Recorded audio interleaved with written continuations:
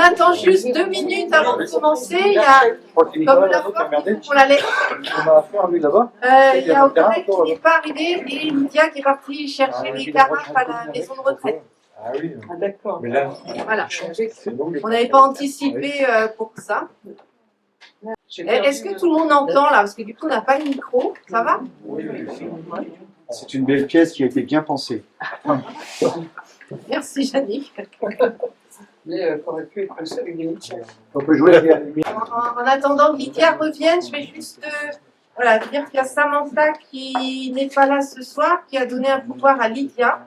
Jean-Paul qui s'est excusé aussi, qui a donné un pouvoir à Pierre. Philippe Morisot qui m'a donné son pouvoir. Et puis Véronique Sabourdi qui a donné un pouvoir à Audrey. Voilà. Et tous les autres sont là. Donc je vais faire passer la feuille. Bon, je pense que c'était une bonne idée de le délocaliser ici. C'est vrai que ça a fait suite à la réunion de CCAS qui a eu lieu ici hier soir. C'était quand même bien plus agréable que si elle avait eu lieu à la mairie de la Chapelle, comme d'habitude. Donc on s'est dit que le conseil municipal, ça serait bien aussi. C'est vrai qu'on est dans un épisode de canicule qui est quand même assez inédit, important. Malheureusement, on sait qu'on peut s'attendre encore à des épisodes de même ampleur, malheureusement. Il y avait encore 41 degrés là en venant, ce qui est énorme. On a fermé les écoles jusqu'à demain soir, inclus, donc lundi, mardi, jeudi. C'est pas simple de fermer les écoles. Alors ça a été fait en accord évidemment avec les directeurs des 3 écoles, avec Marlène aussi qui est présidente du syndicat scolaire, mais c'est jamais une décision facile à prendre. On espère que vendredi tout pourra reprendre dans l'ordre. Il n'y a pas que l'accueil dans l'école, il y a aussi après toute la partie restauration qui était assez c'est difficile à mettre en œuvre dans ces conditions. Donc voilà le choix qui a été fait. Je ne sais pas comment elle est rentrée, Lydia. Je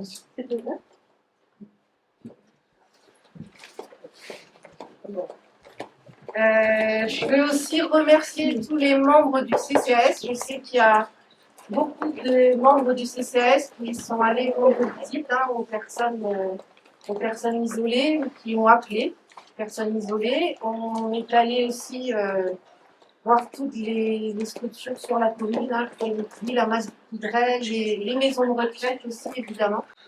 Le canicule a aussi été déclenché. Donc ça se passe plutôt bien dans l'ensemble. Ça reste compliqué quand même la situation et puis des pertes aussi pour les agriculteurs qui sont importantes à l'échelle du département mais qui le sont aussi sur la commune, certains agriculteurs qui ont malheureusement une surmortalité, notamment sur une exploitation de volailles, mais pas que. Donc voilà, c'est une situation aussi qui est difficile à gérer. Donc on a une pensée pour tout le monde, traverser cette période très très difficile. A priori, les températures baissent un peu à partir de demain soir. Très peu, c'est vrai qu'on va dire maintenant, il fait plus que 30 degrés. Voilà, et puis Ça va remonter. on annonce à nouveau des températures quand même élevées la semaine prochaine. Alors, on va commencer donc l'heure du jour. Merci à vous d'être présents non plus de bonnes conditions. On a continué les réunions et les rendez-vous du début de la semaine. On a quand même réorganisé aussi les horaires au niveau des services techniques. Ça s'était fait depuis un moment, parce qu'on commence quand même à 6 heures le matin. Et puis Emmanuel s'est chargé de réorganiser aussi pour les services administratifs qui depuis hier matin commencent à 7h30 et terminent selon leur temps de travail à 14h30 ou 15h fixe. Voilà. Mais ce qui impacte aussi l'ouverture au public pour la mairie. Mais ce qui permet quand même de continuer à travailler à peu près correctement pour nos agents. Alors, on va commencer par l'ordre du jour, donc désignation du secrétaire de séance. Est-ce que Arnaud, tu veux bien? Ouais. Merci, je ne sollicite plus Yannick, parce que c'est qu'il y a une reprise de l'activité. Ensuite, concernant le procès-verbal de la séance du 12 mai, que vous avez tous lu, Oui. est-ce que vous avez des remarques, des précisions à apporter? Non. Oui, validé. Merci. Alors, on a rajouté un point à l'ordre du jour, donc il faut que je vous en fasse part avant. C'est le dernier point qui est à l'ordre du jour, la création d'un emploi permanent en vue d'assurer les missions d'assistant de gestion financière et de ressources humaines. C'est un point qu'on a rajouté, c'est par rapport au poste de Stéphanie Rémy, qui est à la compta et à la compta et aux ressources humaines. Je vous avais dit la dernière fois que Stéphanie avait demandé une mutation, donc elle part à l'ISO au mois de juillet, ça doit être le 9 juillet, qu'elle quittera la commune, et donc voilà, il faut qu'on crée un emploi permanent pour la remplacer. Est-ce que vous en êtes d'accord qu'on rajoute ce point? Très bien. Et ensuite, eh bien, on va passer aux décisions du maire. Donc, il y en a plusieurs. Alors, les premières concernent la réévaluation des loyers pour le pôle médical, donc pour tous nos professionnels de santé. Il y a eu un gros travail qui a été fait, notamment par Martine et par Jean-Louis aussi, et Emmanuel, donc pour revoir un petit peu ces loyers. Il y a une décision qui avait été prise par sous l'ancien mandat, de revoir ces loyers pour qu'ils soient plus en adéquation avec les loyers qui étaient pratiqués dans le secteur, et aussi pour qu'ils soient plus qu'il y ait des critères qui soient mieux définis. Donc voilà, on a pris en gros la surface totale des bâtiments qu'on a divisé de façon équitable entre chaque professionnel de santé, avec une demi-part en plus pour les kinés, puisqu'ils occupent deux locaux en fait en bas du pôle médical. Donc voilà, vous avez là sur la feuille les différents tarifs, donc 406 € pour une durée de 36 mois, qui est évidemment en reconduction tacite. Donc pour les infirmières, pour la podologue, pour le docteur Langlois, pour le docteur Berthoud, pour le docteur Bénard, pour le docteur Brochard, et pour les kinés donc de Loust, 609 €. Voilà. Est-ce que vous avez des questions concernant cette réévaluation des tarifs? Donc ils sont en dessous de ce qui était pratiqué avant. Ça a donné lieu aussi du coup à la rédaction des nouveaux baux pour chacun d'entre eux, qui ont été signés il y a quelques semaines. Madame Langlois m'a mis un message comme quoi ils étaient très contents de leur bon de location et du montant de la location. Disons qu'au moins il y a des critères qui sont justifiés, qui sont équitables, qui sont en adéquation avec ce qui est fait dans les autres pôles médicaux, maisons de santé des alentours. Ensuite, il y a plusieurs autres décisions.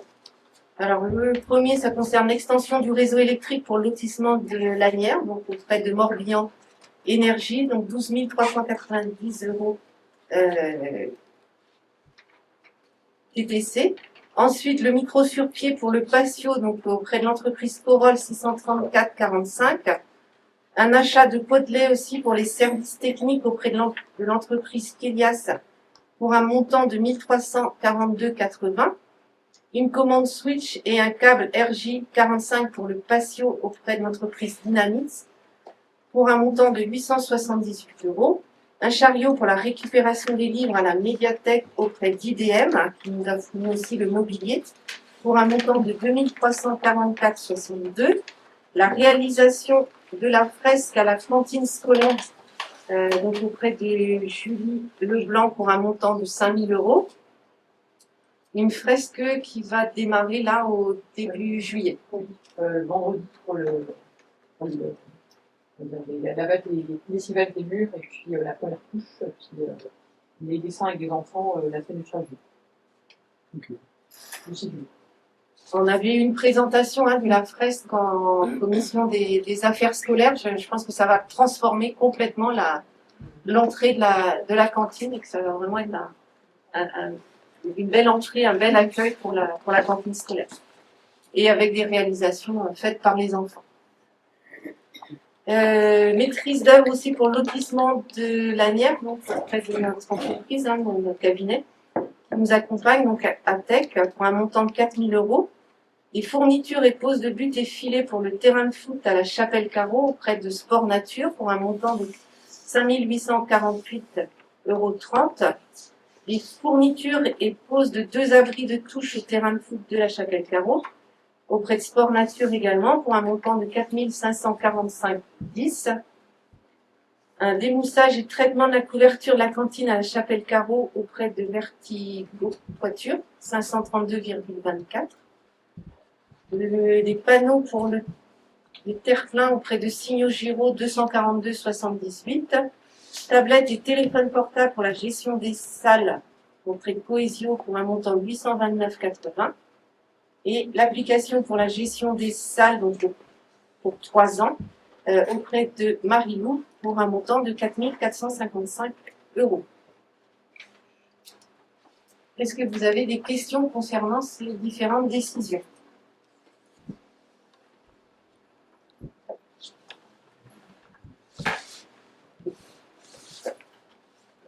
Non? C'est bon pour tout le monde? Alors ensuite, on va passer à 2 bordereaux qui concernent l'administration générale. La première, c'est les délégations du conseil municipal au maire. Pour rappeler que lors du premier conseil municipal d'installation, le conseil municipal avait donné au maire un certain nombre de délégations.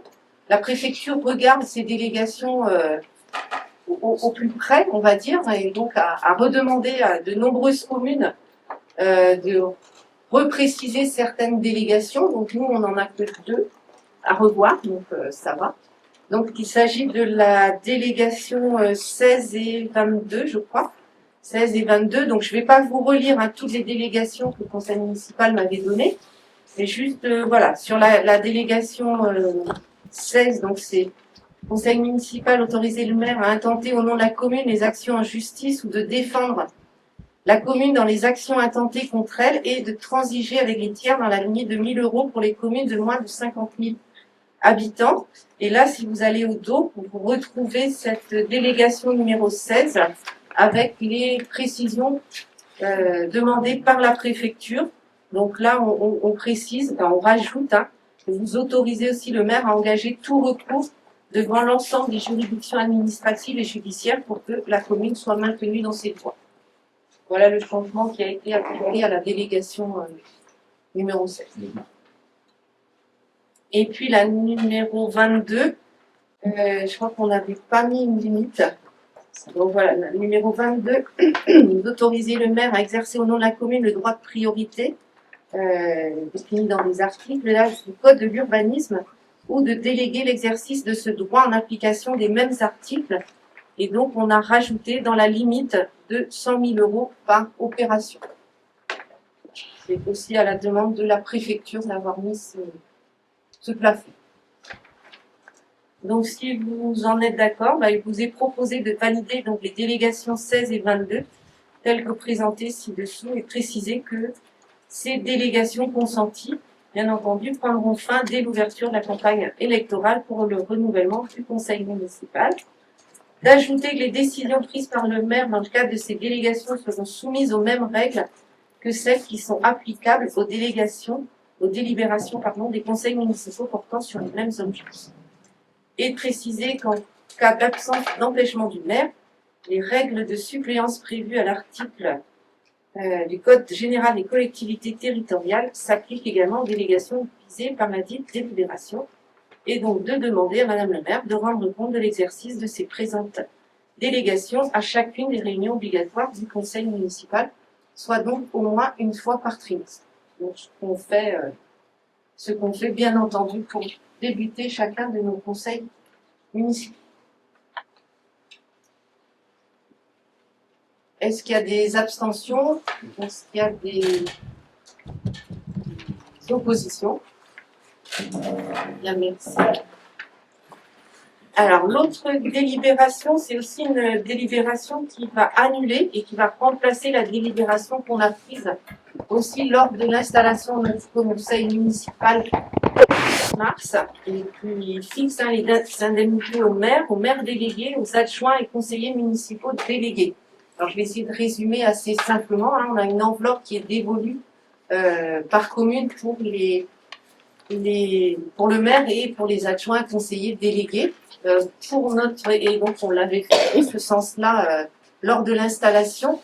Il se trouve qu'on a en tant que commune nouvelle, on a des indemnités qui peuvent être dévolues aussi aux maires délégués.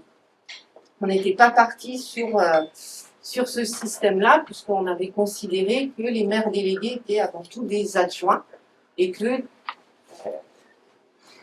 était plus équitable de verser la même indemnité à chacun des adjoints et des conseillers délégués à partir du moment où chacun avait une délégation. Il se trouve qu'avec ce système-là, en fait, l'enveloppe qui était allouée à la commune était légèrement dépassée.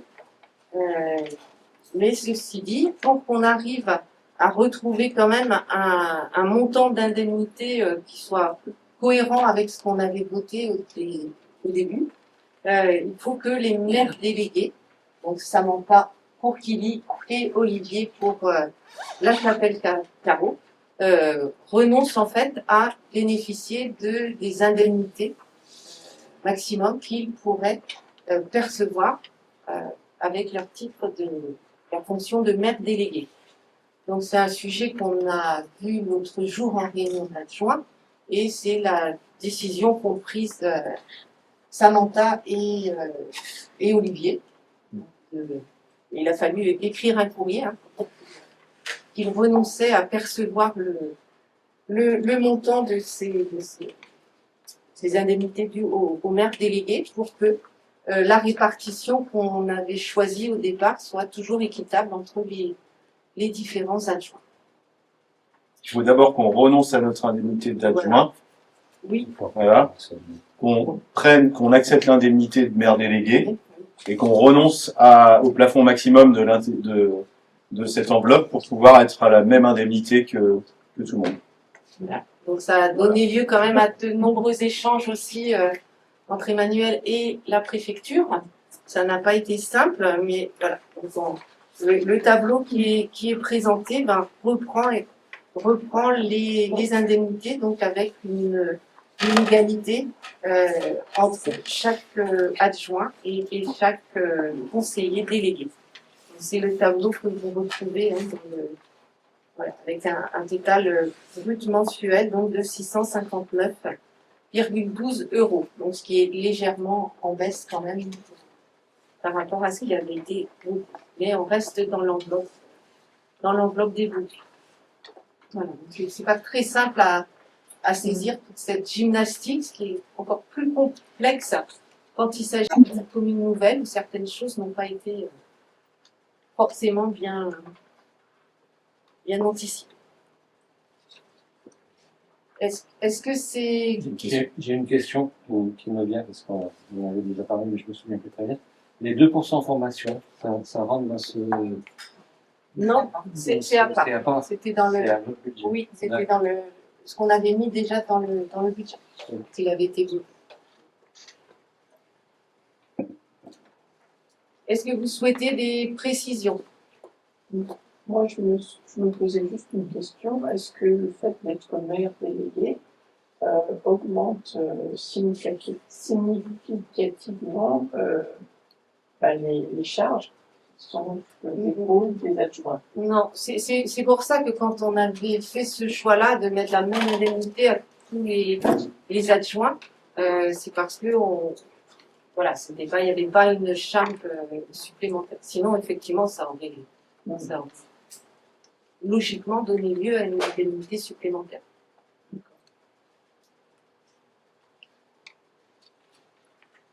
Et ce n'était pas non plus le cas dans le mandat précédent, que le choix avait été lui-même, hein, d'avoir une répartition équitable et ça n'avait pas posé problème.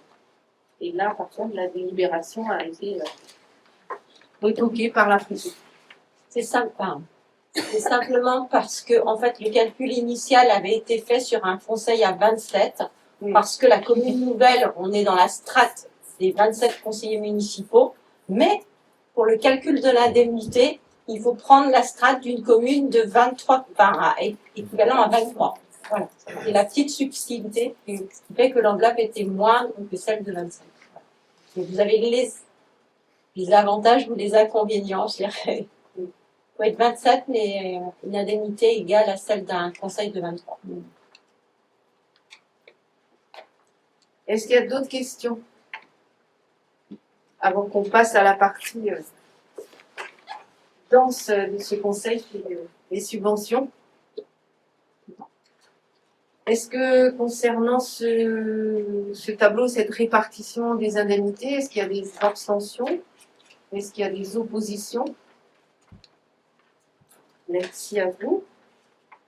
Et donc, je vais laisser... Ah non, non, il y a juste un petit point avant. On va désigner aussi un suppléant pour siéger à la commission locale de révision des listes électorales. Hein, c'est une commission qui se réunit au moins une fois par an, qui se réunira l'année prochaine, peut-être même plus, parce que,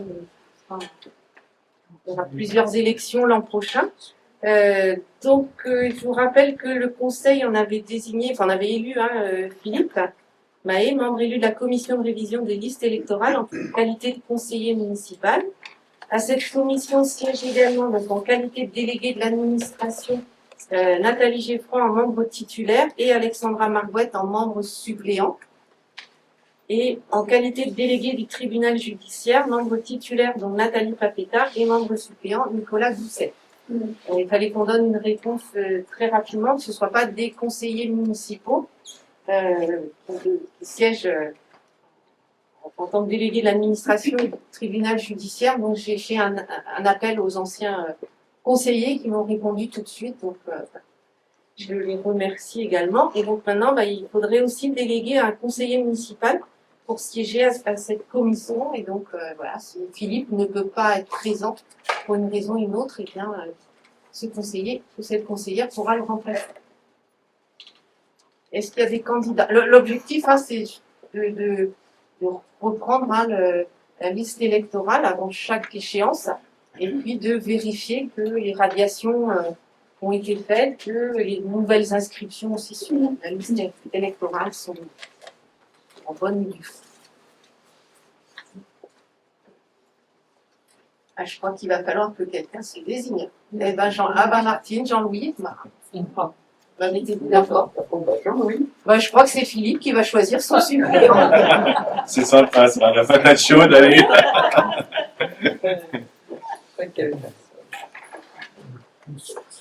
Bon, Jean-Louis avait levé la main avant. Non, mais Martine. Voilà. Moi, j'ai Bon, Jean-Louis, d'accord, comme suppléant de Philippe. Merci. Et donc maintenant, je laisse la parole à Jean-Marc pour l'attribution des subventions donc 2026 aux associations. Voilà, donc merci Florence. Donc la commission des finances s'est réunie le 10 juin dernier pour évoquer l'attribution des subventions. Donc au préalable, vous avez précisé d'autres choses. Donc on est reparti sur les critères, on va dire, existants des années précédentes. Voilà, et peut-être que ces critères-là auront besoin d'une révision à court terme, quand je dis à court terme, peut-être dès l'an prochain. Ça, c'est le premier point. Et le deuxième point, c'est que les associations devaient se positionner, c'est-à-dire qu'ils devaient remettre un dossier en mairie pour donc l'attribution des subventions. Donc toutes les associations que vous avez ici, pratiquement pour l'essentiel, en tout cas les associations locales, ont toutes remis un dossier. Et quand je dis que l'évolution des critères, j'en prends un seul pour illustrer mes propos. L'évolution qu'on va sans doute demander à court terme, ce sera de remettre les comptes de l'association. Non pas pour en tenir compte dans les critères d'attribution, mais pour avoir une vision globale à la fois sur la partie administrative de l'association, mais aussi sur la partie financière de l'association. Ça paraît être quelque chose d'important pour déjà voir que l'association fonctionne, qu'il y a une trésorerie, qu'il y a un suivi, etc. Donc voilà un des critères auxquels on avait pensé en évoquant les choses. Et ça se fait dans pas mal de communes. Donc après, on les a classifiés, vous les avez sous les yeux, donc on les a classifiés par grande thématique pour essayer d'avoir une vision plus rapide et plus globale des choses. Donc la première thématique qu'on avait identifiée, c'était les animations. Donc, et vous avez à chaque fois la subvention avec. Il y avait une ambition aussi. La deuxième ambition, je ne l'ai pas précisé, c'était de ne pas dépasser, ou en tous les cas faire en sorte de diminuer l'enveloppe globale d'attribution par rapport à une exigence aussi et une rigueur qu'on devra avoir, je pense, dans les années qui viennent si on veut continuer sur la dynamique du développement de la commune. Donc, vous avez la première partie donc sur l'animation, donc avec les différentes associations qui se sont positionnées et avec une somme donc et là ça illustre mes propos que je viens d'évoquer. Donc, on ne parle pas cette première ligne. Non. Donc 2540 € en 2025 et on est passé à 2815 en 2026. Donc avec globalement quelque chose d'assez standard. L'association qui fait que ça évolue positivement, c'est les lutins de l'Oust pour lesquels on a identifié, on va dire, une certaine dynamique et la volonté de développer les choses et l'animation sur le territoire. Donc par rapport aux propositions qu'ils ont sollicitées, voilà pourquoi il y a un écart par rapport à ça.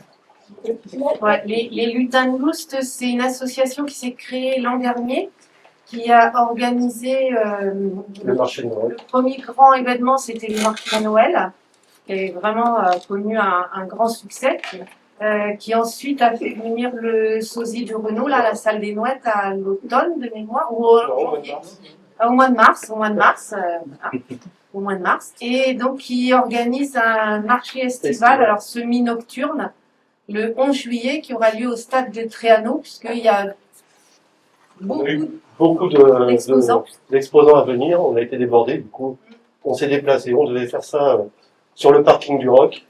Oui, dans le bourg du Roc, et du coup c'était compliqué pour des raisons de sécurité, mais aussi de stationnement.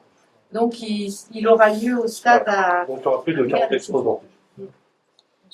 Excuse-moi, Florence. Oui. Là, on a les montants votés en 2025, les montants proposés par la commission, on n'a pas les montants demandés par non, c'est vrai qu'on ne les a pas mis puisque voilà, la commission a fait travailler là-dessus, mais on aurait pu les mettre. Je sais que ça va pas. Les associations ne demandent pas forcément un montant. Non, aussi. Il n'y a pas pour tous les assos. Oui, ça peut expliquer les projets. Oui, aussi, tout à fait. Oui. C'est possible. C'est vrai. Donc voilà pour cette les habitants de la Touche Carnet, donc 100 proposés, les lutins de l'Oust 700 proposés, Kilimanjaro 500 proposés, Rock Loisirs 200 proposés, Loisirs Kili Val d'Oust 400 proposés, Amical de l'Oust 375, Club des retraités 240 et Amicet 300. Donc, ce qui fait un total pour ce premier pavé d'animation de 2815 €. Peut-être continuer, puis on...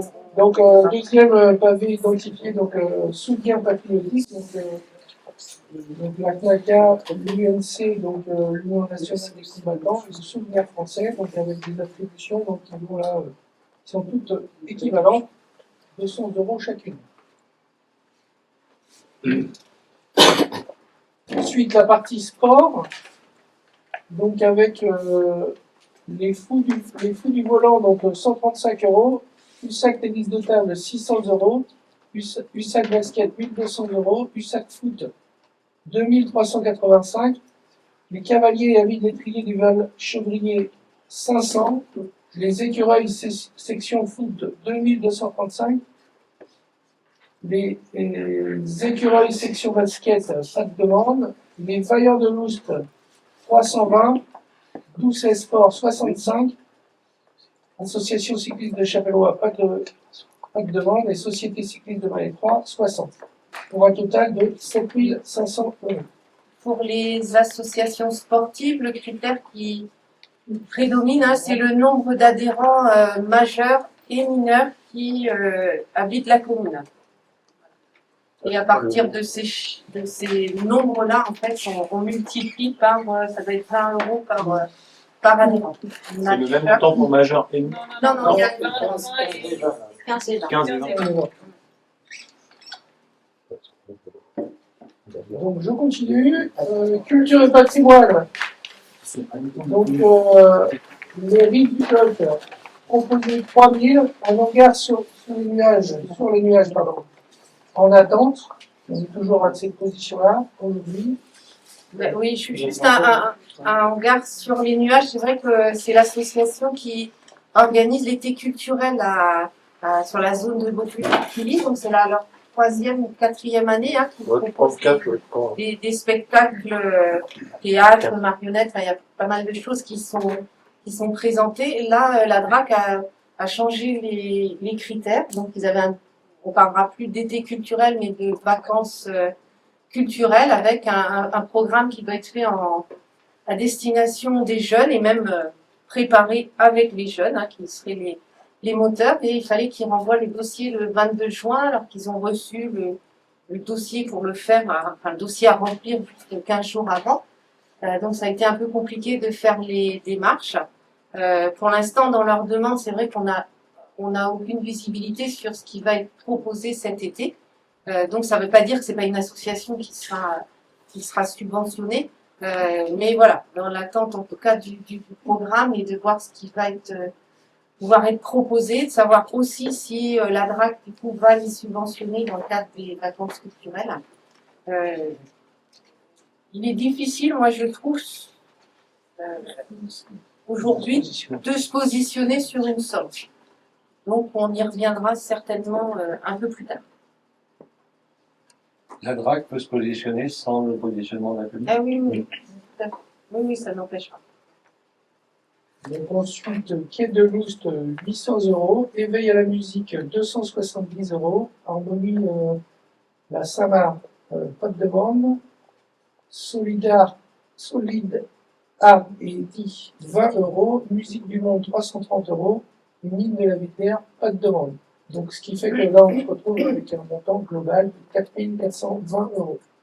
Donc la baisse importante dans cette partie, la culture et patrimoine, elle s'explique en attente pour le hangar sur les nuages, et puis pour les rives du Doc. L'an dernier, on avait attribué 7 000 € puisque c'était le premier festival documentaire organisé par cette association. C'était vraiment un peu plus important de la commune pour pouvoir mener la première édition de ce festival. On avait dit que la deuxième année, ensuite, la commune, bien sûr, accompagnerait toujours, mais dans une moindre mesure. Et puis, il y a des associations qui ne font pas de demande. C'est le cas de la mine de la Vitaire, parce que l'association a une trésorerie suffisante et voilà, c'est pas nécessaire de demander une subvention.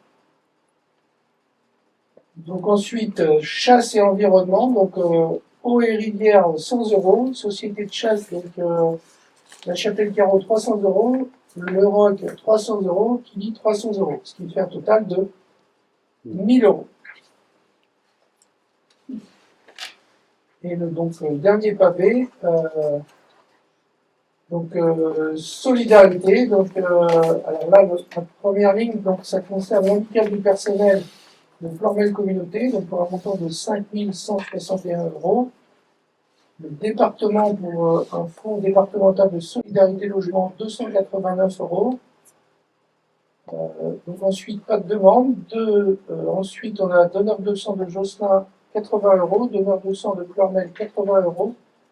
La Ligue contre le cancer, 288 €. Les restaurants du cœur, 300 €. Rêve de clown, 100 €. Solidarité paysan, 100 €. Téléthon, AFM 100 euros, Union départementale des sapeurs-pompiers 100 euros, Protection civile, pas de demande, prévention nucléaire, non, vente d'amicopécidose, non, association coup de main, pas de demande, association de ROA, pas de demande, qui fait et dernier, comité de liaison du concours scolaire, résistance et déportation, pas de demande, donc ce qui fait un total de 6 598 euros.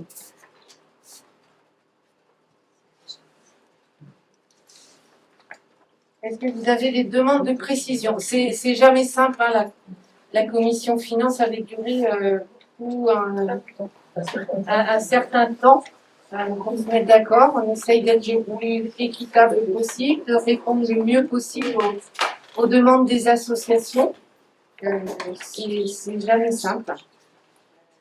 Voilà, Je vais poser la question par rapport à la date limite pour déposer les dossiers. Est-ce qu'au niveau communication, on le voit quelque part, ça? Toutes les associations reçoivent un dossier.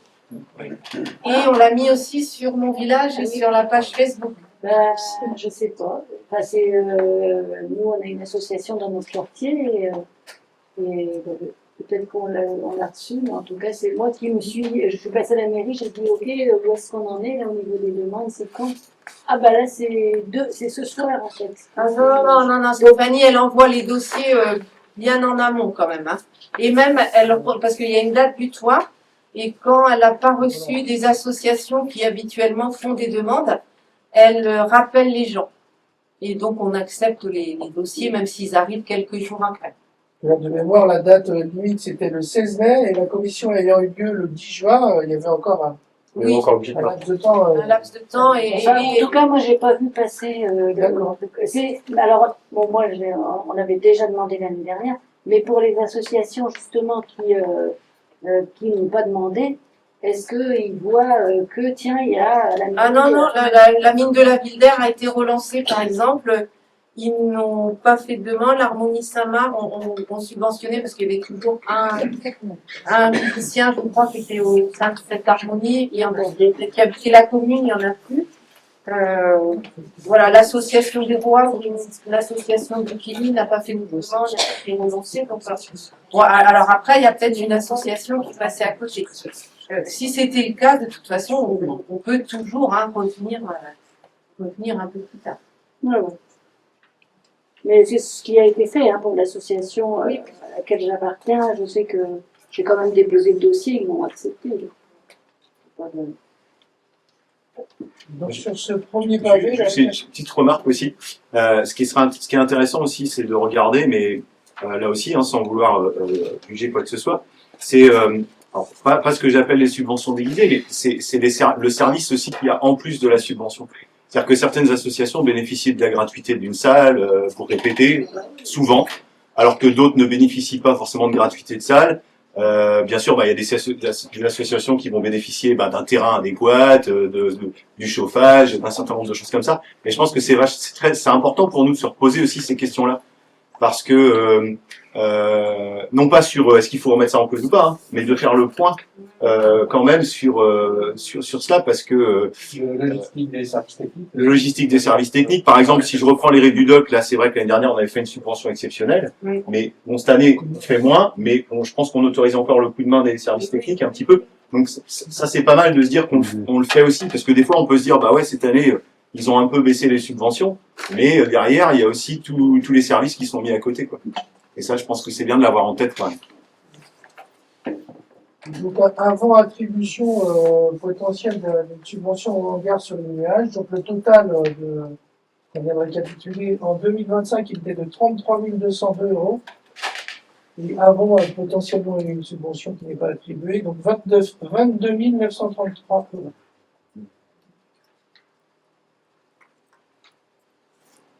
Alors, il y a d'autres associations ensuite qui sont subventionnées, notamment les associations des parents villageux. Oui, il faut qu'on vote pour cette première proposition-là. Il faudrait que les présidents des associations concernées parlent. 3.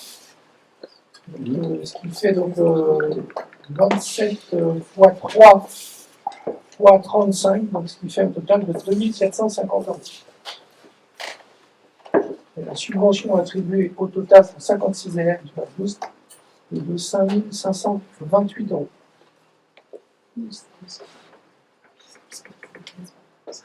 Donc ensuite, on repart sur le même principe. Donc appel Saint-Jean-de-Valois, le Roc Saint-André.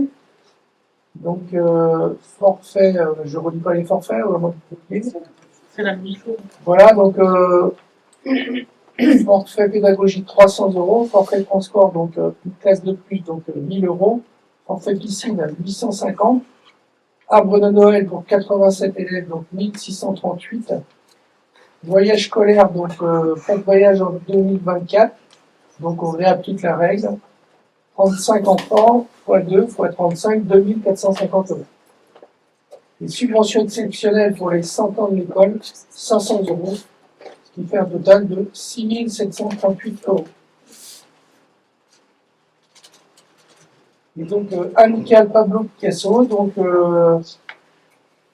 avec à chaque fois les mêmes critères, donc forfait pédagogique 300, forfait transport 1000, forfait activité 400, ce qui fait un total de 1700 euros. Et donc, bien entendu, les voyages scolaires, c'est aussi subventionné, mais par le syndicat scolaire, mais pas par la commune. Ainsi que l'arbre de Noël. Ainsi que l'arbre de Noël.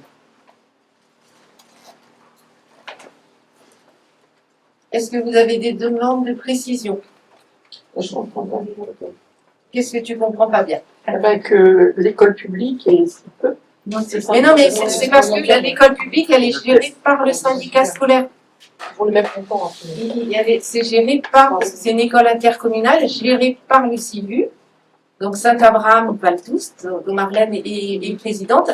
Et toutes les subventions là, pour les voyages scolaires, pour l'arbre de Noël, c'est subventionné par le syndicat scolaire. Alors la commune participe indirectement, parce que la commune de Val-d'Oust participe pour les financements du syndicat scolaire.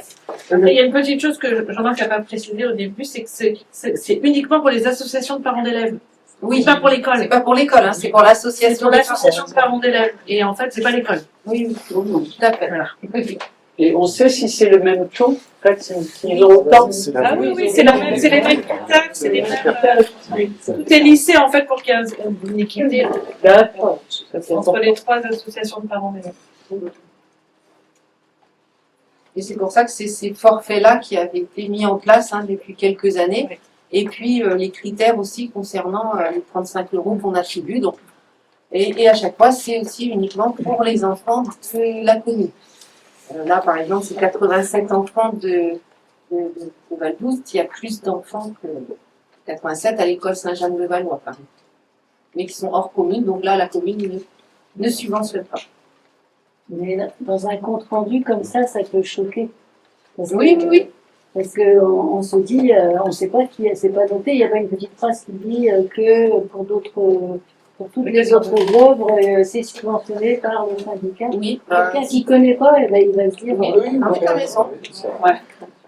On pourrait mettre dans la délibération de dire que concernant l'école intercommunale Pablo Picasso, les subventions, l'amicale. Oui, l'amicale laïque. Combien y a-t-il d'enfants Pablo Picasso de la commune? Ils sont 115 enfants à peu près. D'accord. C'est ça, donc je ne sais pas, 80, 90, peut-être 110. 110 enfants, donc 80. Il y a 66. 66 Oui. 66. 70. Et puis, ça va moins aussi. Oui, oui. Attendez. 1090, on a. 68 ou 66. Ah, 66, 70. Ah, c'est moins.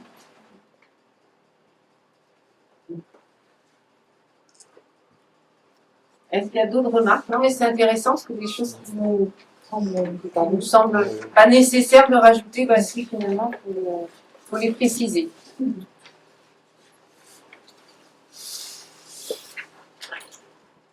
On poursuit? Alors, est-ce qu'il y a des oppositions par rapport à ces subventions? Est-ce qu'il y a des oppositions? C'est adopté, merci. Je vais maintenant passer la parole à Marlène pour l'adoption des tarifs cantine et garderie 2026-2027. On s'est réunis le 9 juin dernier pour parler justement des tarifs. Donc les repas sont préparés par les actes. Les actes ne prévoient pas d'augmentation du repas l'année prochaine qui sera à 4,15 TTC. Par contre, il y avait une augmentation l'année dernière qui n'avait pas répercuté sur les tarifs de cantine. Donc on a décidé d'augmenter un petit peu, mais de supprimer par contre le tarif hors commune qui avait été mis en place il y a 2 ans, parce que je me l'avais dit, parce que bon, c'était pas très significatif. Oui, donc on s'est dit que c'était mieux de rester sur le repas au quotient familial, puisque les repas à 1 euro qui jusqu'en 2027 est financé par l'État. La différence du repas est financée par l'État. Donc peut-être que dans 1 an, ça sera à revoir. Hein. Mais en tout cas, de supprimer le repas hors commune et donc de passer au repas, le repas à 1,02 € une fois. Mais par contre, pour les 2 autres tarifs à 2,50, donc de passer à 2,60, c'est celui à 3,70 à passer à 3,80. Ouais. Pour répercuter un petit peu la hausse de l'année dernière, et puis après, l'année prochaine, ça reste stable, on restera sur le même tarif de cantine. Je ne sais pas si vous avez des questions.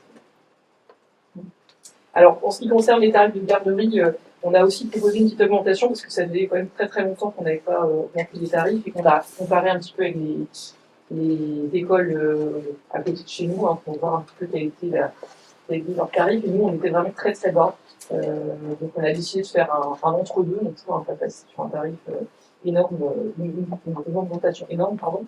Donc, on vous propose de passer le matin on était à 1 €, de passer à 1,50 €. Et puis après, pareil, le soir, pour chaque créneau, de passer de 50 centimes au-dessus, ce qui amène jusqu'à 2,50 € et ce qui en laisse son enfant jusqu'à 19 €. Ce qui n'est pas une grosse augmentation, parce que si on cumulait de 18h à 19h, on était à 2 € et là, on sera à 2,50 €. C'est ça. À Saint-Abraham, ils sont à 50 centimes du quart d'heure pour la formation, donc c'est beaucoup plus cher que nous. Boal, Jocelyn, Serran, en fait. Finalement, nous, c'est 50 centimes de la demi-heure, ça reste encore raisonnable. Voilà. Je ne sais pas si vous avez des questions. Est-ce qu'on est à l'équilibre parce que ça finance, j'imagine, la cantine, la garderie. On avait calculé qu'un repas théorie par enfant, c'était plutôt entre 10 et 11 €. Ouais, parce qu'il y a eu le personnel, les charges de fonctionnement, enfin du bâtiment. Non, on ne fera pas de bénéfice sur la cantine. C'est un service aussi qui est important pour les familles. Est-ce qu'il y a beaucoup d'enfants qui restent jusqu'à 19 ans Non, ça diminue beaucoup à partir de 18h30. Ouais, c'est tout le créneau jusqu'à 18h qui a l'air très très chargé, et puis après ça diminue progressivement. Là, c'est les tarifs qui sont applicables à l'école publique. Est-ce que l'école privée a ses propres tarifs? Ça, c'est les tarifs pour les écoles privées, parce que les tarifs des écoles publiques, on les a votés en syndicat scolaire l'année dernière. Donc, en fait, c'est les mêmes tarifs. Ce sont les mêmes tarifs, par contre, dans les deux gardes. Après, on ne peut pas faire des tarifs différents si on prend la cantine scolaire à la Chapelle. Il y a Sainte-Thérèse et les assos qui viennent. C'est le même tarif. Donc, pour la garderie, c'est vrai que ça a été voté dans le public à ce moment. Est-ce qu'il y a des questions? Est-ce qu'il y a des oppositions? Est-ce qu'il y a des abstentions? On adopte ces tarifs pour la rentrée, merci. Et Jean-Marc, c'est à toi à nouveau. Alors cette fois-ci, on va parler d'indemnités versées annuellement pour différentes tâches qui sont confiées à des personnes privées. Donc la première indemnité, c'est l'indemnité de gardiennage de la chapelle Saint-Main. Donc il est proposé de verser à Madame Trégaro une indemnité de gardiennage de la chapelle de Saint-Main d'un montant de 130 € pour l'année 2026. Indemnité de piégeur de Ragondin.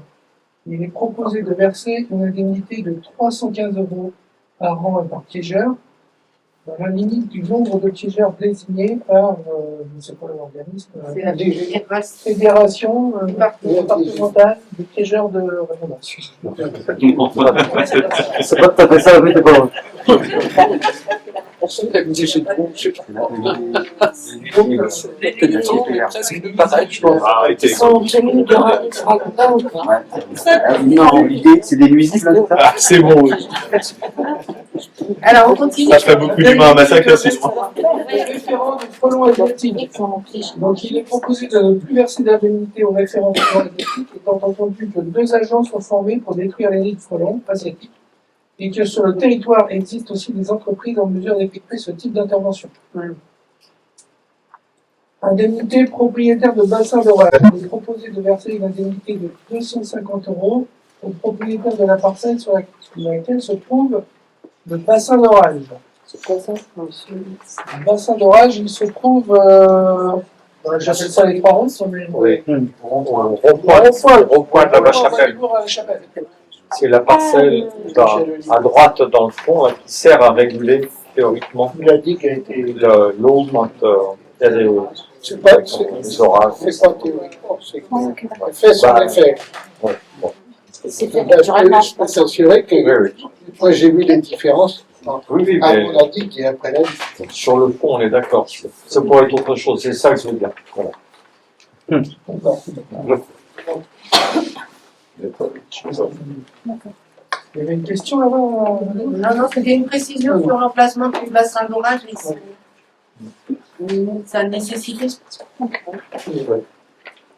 Est-ce que vous avez des questions concernant... C'est des indemnités qu'on reconduit toutes les années. Le seul changement qu'il y a là, c'est pour les frelons asiatiques. C'est vrai que l'année dernière, les référents qui avaient été désignés ne sont pas du tout intervenus. Donc voilà, on peut arrêter les indemnités. Par contre, tu as précisé qu'il y avait 2 personnes pour être formées.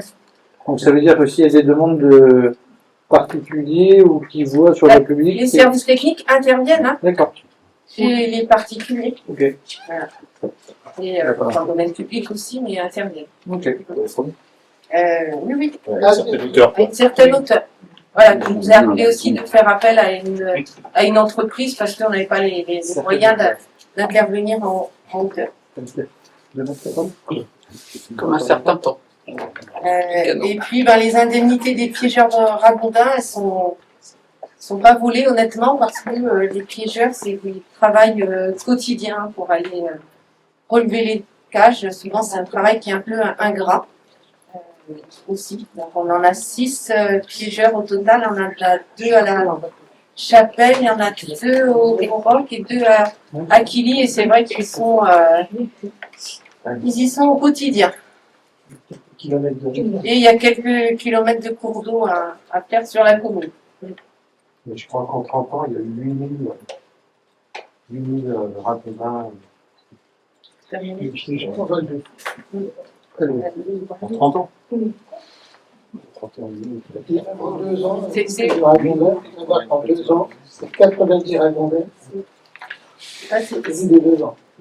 Et Audrey, tu étais aussi ce matin là? Non, je n'ai pas vu. T'as pas vu, non. Le problème, c'est la prolifération importante des ragondins. Si Qu'on a ramené d'Amérique du Sud. qu'on a ramené d'Amérique du Sud il y a plusieurs décennies. Pourquoi l'homme fait des conneries Est-ce qu'il y a des oppositions? Est-ce qu'il y a des abstentions? On adopte ces indemnités. Et dernier point, pour une admission en non-valeur des créances éteintes. Petite somme. Donc, conformément au principe de séparation entre l'ordonnateur et le comptable public posé par le décret 2012 alinéa 1246 du 7 novembre 2012, le comptable de la commune est chargé sous sa responsabilité de l'exécution des recettes communales, de poursuivre la rentrée des revenus de la commune et de toutes les sommes qui lui sont dues. Conformément à l'instruction codificatrice numéro 11-022-MO du 16 décembre 2011 relative au recouvrement des recettes publiques des collectivités territoriales et en application de l'article 55 de la loi de finances rectificative 2012, le comptable dispose des moyens amiables et contentieux à l'encontre des tiers débiteurs de la commune. Lorsque le comptable public, après avoir utilisé tous les moyens de poursuite, n'a pu mener à son terme le recouvrement des sommes dues, il est fondé à demander à la collectivité l'admission en non-valeur des sommes non recouvrées. L'admission en non-valeur est votée par l'Assemblée délibérante. Cette procédure correspond à un apurement comptable, se traduisant par une charge au compte 654 du budget communal. L'admission en non-valeur peut procéder de la créance irrecouvrable ou de créance éteinte. La mission en non-valeur des créances irrecouvrables pour insolvabilité, départ sans laisser d'adresse, décès, absence d'héritier, montant inférieur au seuil de recouvrement ne décharge pas le comptable public de son pouvoir de poursuivre le recouvrement. La créance éteinte faisant suite à une décision juridique s'impose à la collectivité et s'oppose à toute action en recouvrement pour le comptable public. Cette situation résulte de des trois cas suivants. Jugement de clôture de liquidation judiciaire pour insuffisance d'actifs, article L643-11 du Code du commerce. Décision du tribunal d'instance de rendre exécutoire une recommandation de rétablissement personnel sans liquidation judiciaire, article L332-5 du Code de la consommation. Et lors du prononcé de la clôture pour insuffisance d'actifs d'une procédure de rétablissement personnel avec liquidation judiciaire, article L332-9 du Code de la consommation. Donc il est du coup proposé de passer en non-valeur 214 €. Et c'est une créance qui date de quand? Les délais sont assez longs quand même avant qu'on arrive justement à ce type d'être en non-valeur. Donc je pense que ça date sur une facture de cantine. C'est plusieurs factures, une petite facture. Elle date de... Là, elles ne sont pas forcément très anciennes parce que la personne est classée en surendettement. Donc ça devient une créance éteinte. Mais c'est des factures 2025-26. Okay.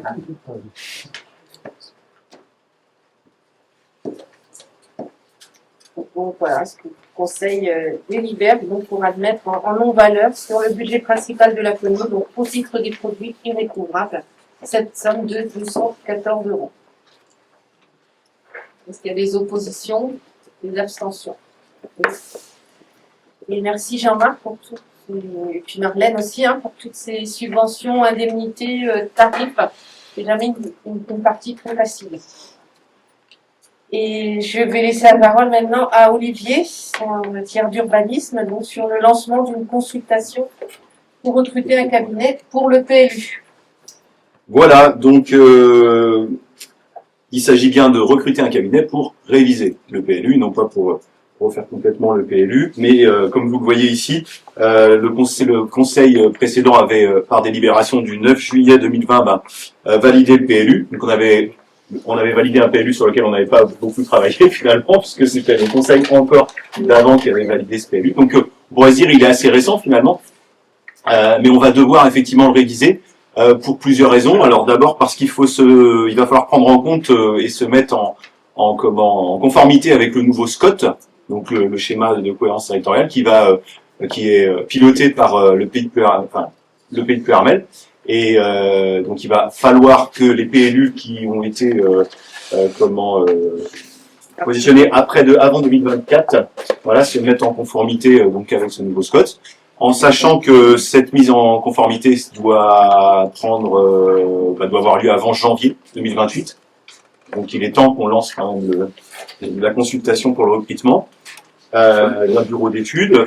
Vous avez vu sur la délibération, c'est bon, peut-être se rappeler quand même les enjeux qu'il y a derrière et l'intérêt que ça a pour nous aussi. Je vais un petit peu plus bas. Définir une stratégie de développement de la commune à l'échelle des 10-15 prochaines années. Donc c'est toujours intéressant de réfléchir aussi à nos stratégies de développement en termes d'aménagement du territoire et d'urbanisme. Donc je pense que ça peut être assez motivant. Identifier des axes de développement pour préserver le cadre de vie de la commune et puis permettre l'accueil de nouvelles populations. Donc là aussi, en sachant qu'on doit se mettre en conformité avec la loi ZAN, donc zéro artificialisation nette. Alors ça va peut-être bouger, il y a des élections l'année prochaine, voilà, tout ça c'est un enjeu assez important. Mais là aussi, on est contraint en termes d'urbanisme. Vous savez qu'on a un pourcentage on en avait déjà parlé, d'urbanisation qui est finalement assez restreint aujourd'hui et qu'on va vers une concentration autour des bourgs et des centres-bourgs et que clairement aujourd'hui on essaie d'éviter, c'est même quasiment interdit, hein, les constructions qui sont en dehors des centres. Hein. Donc c'est une obligation pour l'instant, donc il va falloir aussi se mettre aux normes avec ça. Élaborer des orientations d'aménagement et de programmation, préserver des espaces naturels et agricoles et favoriser une gestion économe des espaces. Donc là aussi, il y a des enjeux intéressants puisque c'est préserver le bocage, c'est préserver l'espace agricole, puisque là aussi, hein, l'urbanisation, ça grignote à chaque fois l'espace agricole. Il s'agit aussi de bien réfléchir à toutes ces questions-là. Préserver et identifier des éléments marquants de la commune, aussi bien naturels que patrimoniaux et architecturaux. Donc là, un autre enjeu encore. Intégrer les évolutions réglementaires et législatives, donc je l'ai dit, appliquer à certaines lois. Prendre en compte les risques naturels et notamment les risques d'inondation. Donc ça, je vais en parler juste après, parce que c'est une question aussi de plus en plus récurrente sur la commune. Hein. On a des points sensibles en termes d'inondation. Là, on vit une période de canicule.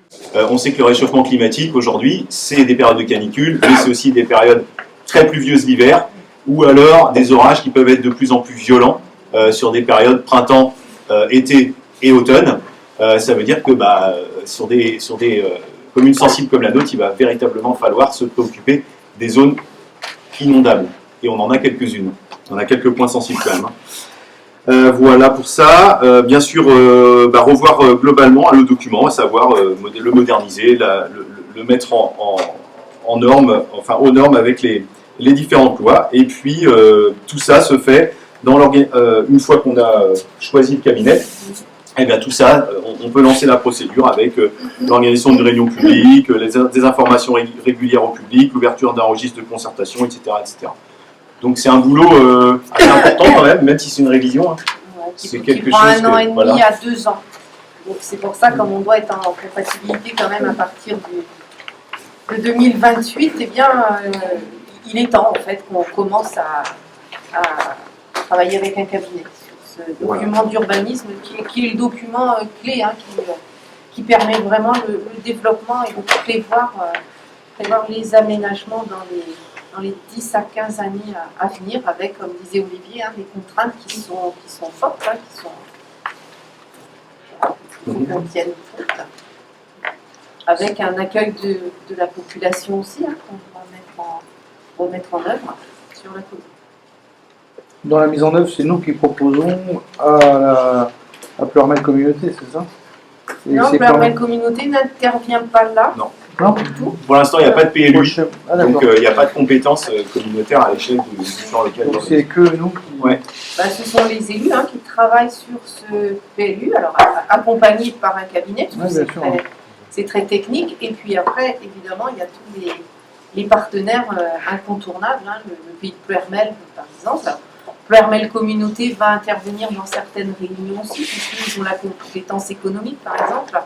Et dans notre PLU, on doit aussi prévoir éventuellement des emplacements pour du développement économique. Je pense que tu dois faire allusion au fait qu'on a parlé du SCOT qui a été rédigé par le pays. Par le pays.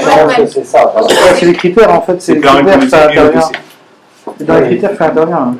Ouais, c'est ça. Par exemple, l'enveloppe qui est dévolue à chaque commune, elle est donnée par le SCOT, mais qui lui est même donnée par la région en fait. SCOT qui n'a pas encore été voté.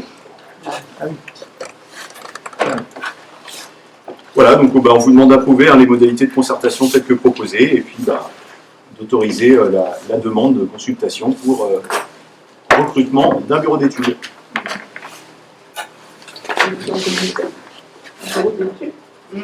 Vous en avez sous le coude des bureaux d'études. Après, il faut qu'on lance la consultation. Quand on l'avait fait en 2000, la dernière fois c'était en 2017, je crois qu'on avait commencé à travailler sur le PLU. On avait auditionné de mémoire 4 cabinets d'études. Si, il y a des cabinets qui sont très intéressés pour à l'échelle d'une commune de 3000 habitants, c'est vraiment intéressant de travailler sur un PLU. Ça prend du temps. C'est des réunions qui sont presque hebdomadaires pendant plus d'1 an. Ça n'attise pas la paix sociale. ça n'attise pas la paix sociale. C'est souvent, les réunions PLU sont souvent Ah oui, oui, animées. Houleuse. Oui, mais c'est aussi ça. Ah oui, non. C'est aussi l'intérêt, parce qu'il faut que les gens puissent s'exprimer et puis que les échanges aient lieu. Parce que si on ne pose jamais, les choses, et ben, chacun reste sur ses positions. C'est plutôt là, c'est les gens qui peuvent des terrains construits avec Après, quand on participe à un travail sur un PLU, il faut être neutre et objectif sur le développement de la commune. Voilà, c'est l'intérêt général qui doit primer nos discussions.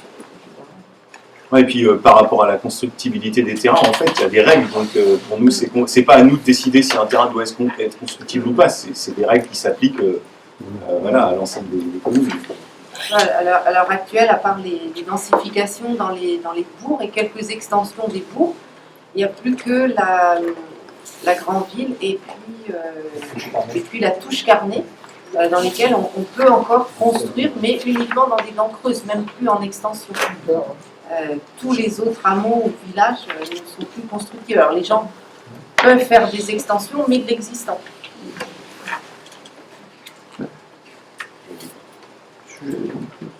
Donc j'ai pas mis au vote. Ouais, est-ce qu'il y a des oppositions pour lancer cette consultation? Est-ce qu'il y a des abstentions? On va pouvoir lancer la consultation. Merci. Merci. Et je te laisse continuer. Oui, alors là c'est la même chose, hein, sauf que c'est le lancement d'une consultation pour aussi le recrutement d'un cabinet chargé d'élaboration d'un schéma communal de gestion des eaux pluviales. Alors là aussi, pourquoi un cabinet? Parce que c'est très technique. Une fois de plus, c'est vrai que ça fait beaucoup de cabinets à chaque fois quand on regarde l'accompagnement à plusieurs échelles, que ce soit au niveau des communes, des départements, des régions et de l'État. Un cabinet d'études, il y en a beaucoup. Hein. Mais c'est vrai que les choses se sont énormément complexifiées et là on a besoin d'être accompagné, comme je disais tout à l'heure, parce qu'on a des zones sensibles, des inondations qui sont récurrentes et plutôt que de faire un travail sur une seule zone, on a envie d'avoir une réflexion globale face à toutes ces questions de captage des eaux et en plus de cela, on doit là aussi se mettre aux normes en termes de schéma d'aménagement et de gestion des eaux pluviales. Schéma d'aménagement qu'on n'a pas pour l'instant. Voilà, et on se doit d'en avoir un. Donc là aussi, c'est la demande, c'est une demande pour recruter un cabinet. Alors là, on a 2 cabinets sous le coude, peut-être on va en trouver un 3e, qui nous ont été conseillés par le SMGBO.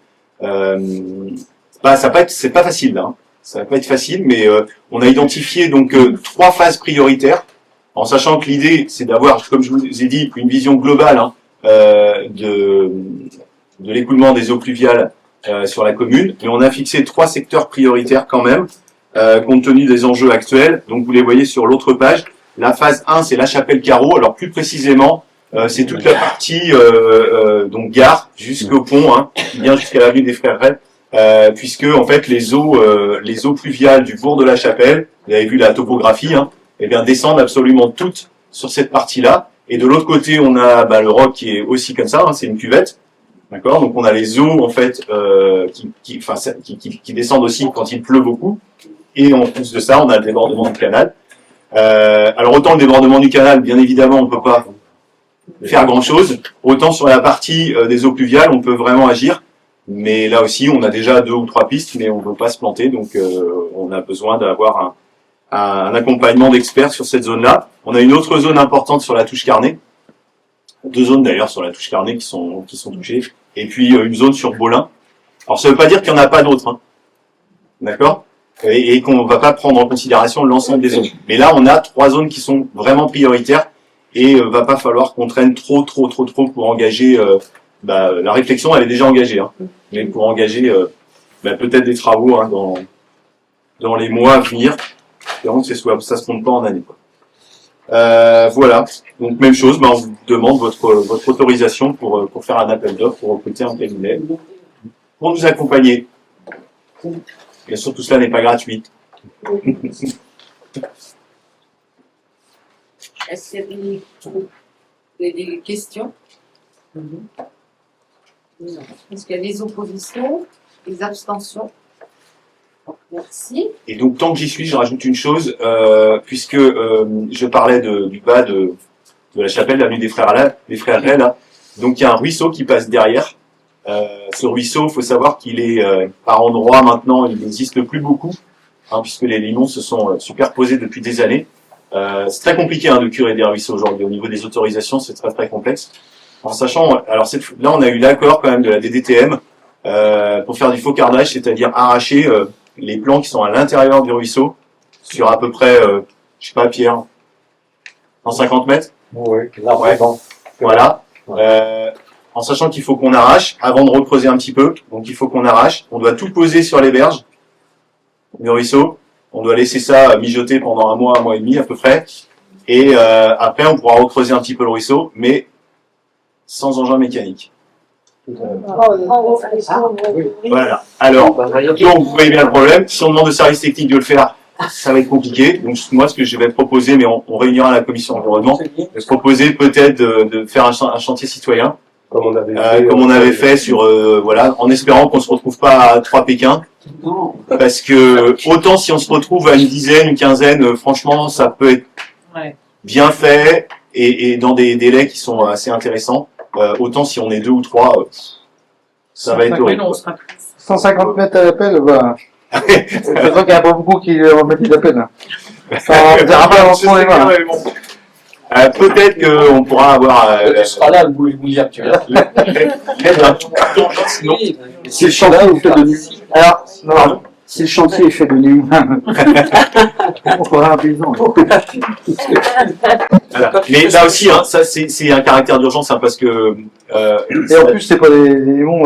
Nous, on avait eu le même problème il y a 10 ans sur cette même continuité, parce qu'en fait, le problème, c'est que, comme tu l'as expliqué, c'est que toutes les eaux de la commune viennent dans le bassin d'orage que Pierre expliquait, traversent le long de la départementale, après c'est épuisé, et ça va vers le canal. C'est ça. Et à la sortie, en fait, au niveau de la société SBG, Armor Paso, là, il y avait énormément c'est pas des limons, c'est que c'est des graviers, du sable, de la terre qui vient de tout ça du bourg, quoi.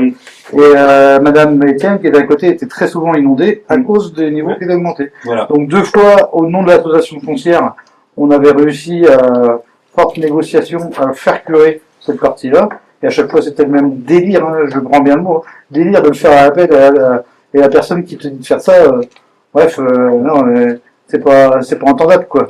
Et à force de prouver les dommages que ça occasionnait, on avait le droit à récupérer ce qu'ils appellent vieux fond, vieux bord, pour pas en faire de trop, mais régulièrement.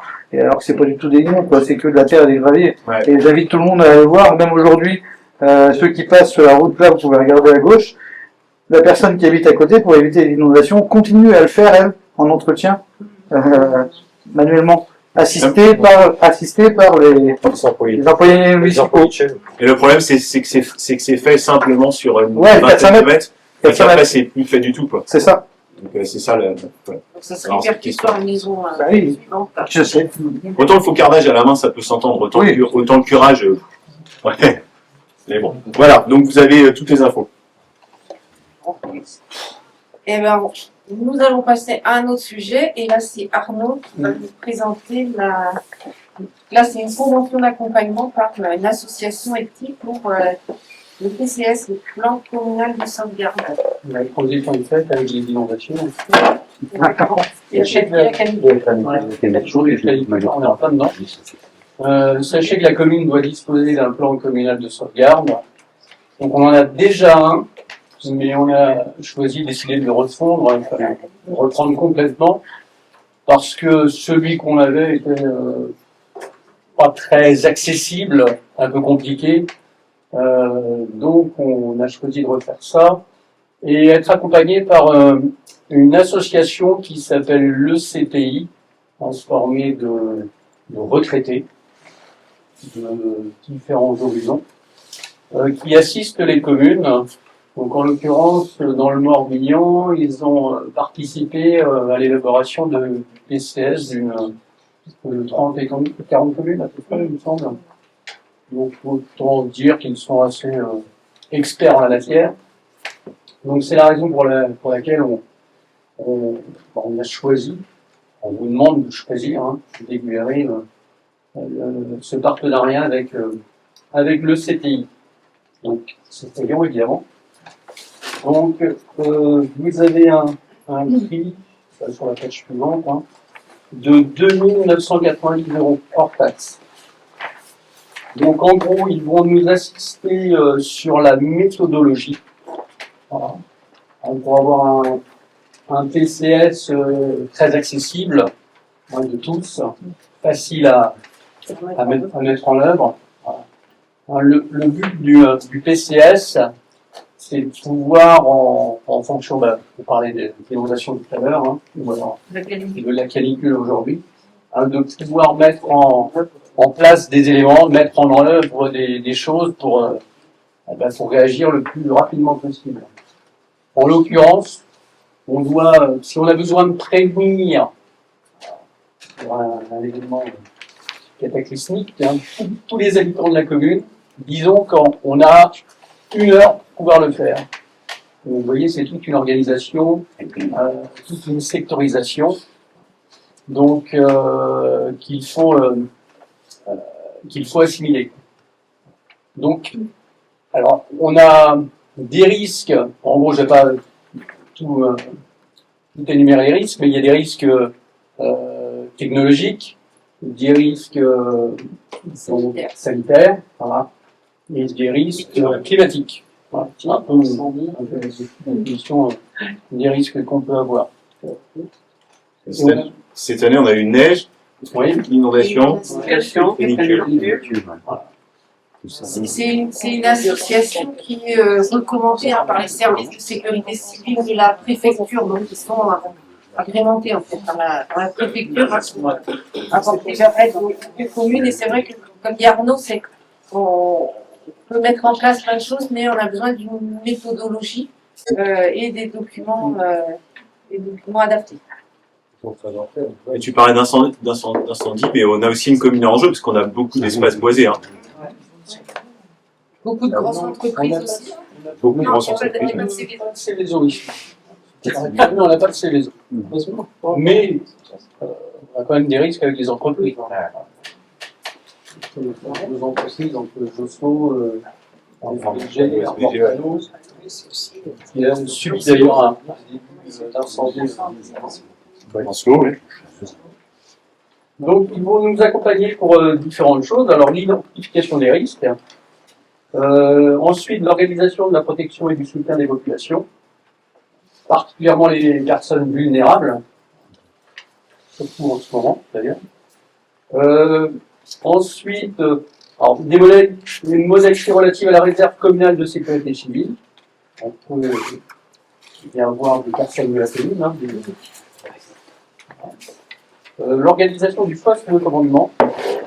C'est un côté militaire, mais c'est ce qui nous ont dit, en fait, il faut que ce soit un poste de commandement. Une militarisation, en fait. Voilà.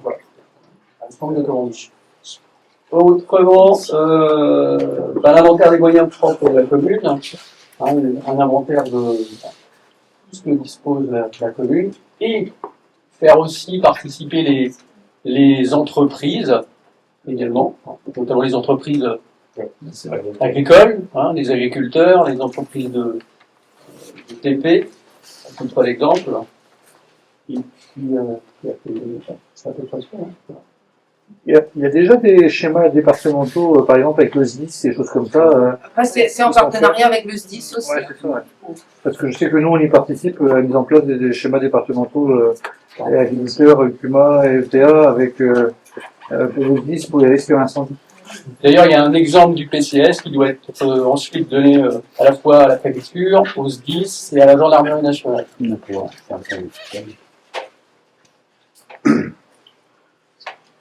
Et c'est une procédure qui met combien de temps à se mettre en place? Alors, vous a avec donné des infos?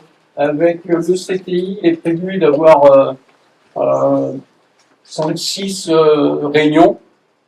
Alors, toutes les 2-3 semaines, peut-être plus, parce qu'avec Emmanuel, on a discuté, et ça un peu court. Et puis avec un copil, pas forcément. Alors, peut-être que la première réunion, on la fera avec l'ensemble des membres de la commission, déjà pour avoir une explication de ce qu'ils vont nous présenter. Et donc, il parlait environ entre septembre, parce que évidemment la saison estivale des vacances, donc elles arrêtent. Hein. Donc commencer en septembre et puis à la fin de l'année ou voire début de l'année prochaine. Hein. On verra, le plus vite, on aura un PCS opérationnel, mieux ce sera. Donc, le PCS opérationnel, c'est pas une hérésie que d'ici 10 mois, d'ici un an, il peut être opérationnel. L'été prochain, ils sont opérationnels. C'est 8 mois. Et après, tester, évidemment, il faut le tester, par les exercices. Il doit être réactualisé et puis tous les 5 ans remis en état. Sous la responsabilité de Madame le maire. C'est indispensable. C'est vrai que celui qu'on avait actuellement, c'était... Il était urgent de le revoir, de mettre à jour. Voilà. Est-ce que vous avez des questions? Et oui, ça n'arrive pas aux autres. Est-ce qu'il y a des abstentions, des oppositions? Donc, on va signer la convention donc avec le CTI. Merci. Alors, la dernière délibération, c'est donc l'ajout qu'on a fait, c'est la création d'un emploi permanent en vue de pouvoir aux fonctions d'assistant de gestion financière et de ressources humaines. Donc, c'est bien de créer un emploi permanent pour assurer la gestion comptable, budgétaire et les ressources humaines au sein de la commune. Donc, je propose de créer à compter du 1er juillet un emploi permanent d'assistant de gestion financière et ressources humaines relevant de la catégorie hiérarchique C du cadre d'emploi des adjoints administratifs à temps complet. Cet emploi donc doit être pourvu par un fonctionnaire et je vous demande donc, demande au conseil de m'autoriser à recruter un agent contractuel dans l'hypothèse, bien sûr, où la vacance d'emploi ne serait pas pourvue par un fonctionnaire titulaire ou stagiaire. Et donc, dans l'hypothèse d'un recrutement d'un agent contractuel, donc il est proposé au conseil de délibérer donc pour créer cet emploi permanent et d'autoriser donc le recrutement sur un emploi permanent d'un agent contractuel dans l'hypothèse que la vacance d'emploi ne serait pas pourvue par un fonctionnaire titulaire ou stagiaire pour une durée déterminée de 3 ans renouvelable une fois. Sachant que les recrutements pour ces postes-là ne sont pas faciles. Voilà. Nous avons je ne sais plus combien de candidats, on en a une quinzaine peut-être. Beaucoup de candidatures qui correspondaient pas du tout aux compétences. C'est pas simple d'avoir une double compétence, compta et ressources humaines non plus. On a reçu 4 personnes en entretien. Une personne qui s'est désistée, qui est pas venue en fait. Ensuite, on a reçu 3 candidates. Une première mais recrutée, qui s'est désistée. Voilà, on reçoit une autre personne ces jours-ci. Mais on sait que ça va être compliqué parce que de toute façon, Stéphanie partant le mi-juillet, cet été-là, Ça va être... voilà, ça va être très tendu. Je sais pas si Emmanuel, vous voulez rajouter quelque Non, chose, simplement mais- peut-être juste, parce que si vous prenez un petit peu l'historique, on avait ouvert un poste rédacteur. Et pourquoi aujourd'hui on réouvre un poste, c'est que en l'occurrence, les candidats qu'on en a pu recevoir, notamment la personne, n'a pas le grade de rédacteur. Donc pour pouvoir la recruter, et même elle accepte, il faut que le poste soit ouvert sur son grade, c'est-à-dire le grade d'adjoint. C'est bon. On va faire l'histoire de la fonction publique et notamment de la partie RH est extrêmement complexe. Voilà. Mais donc, c'est pour ça qu'on a dû déposer en urgence, et vous l'avez accepté, cette délibération. Mais vous ne m'avez pas encore autorisé à le faire. Vous avez accepté qu'on rajoute ce point à l'ordre du jour. Et juste la question, donc ce sera une personne contractuelle, mais est-ce qu'un jour elle pourra être titularisée? Elle n'est pas forcément contractuelle, hein. Elle est ou titulaire, si la personne, si admettons on ne recrutait pas une titulaire parce qu'il n'y avait pas de personnes ayant ce concours, enfin, en tout cas qui ne sont pas titulaires, pardon, et bien de ce fait, on a l'autorisation de pouvoir recruter un contractuel. En l'occurrence, la personne dont Madame le maire parle, c'est une personne titulaire. Voilà. Ah oui, d'accord. Mais si cette personne, Pour une raison ou pour une autre, ne nous dit pas oui, voilà. En même temps, on n'a pas eu trop le choix.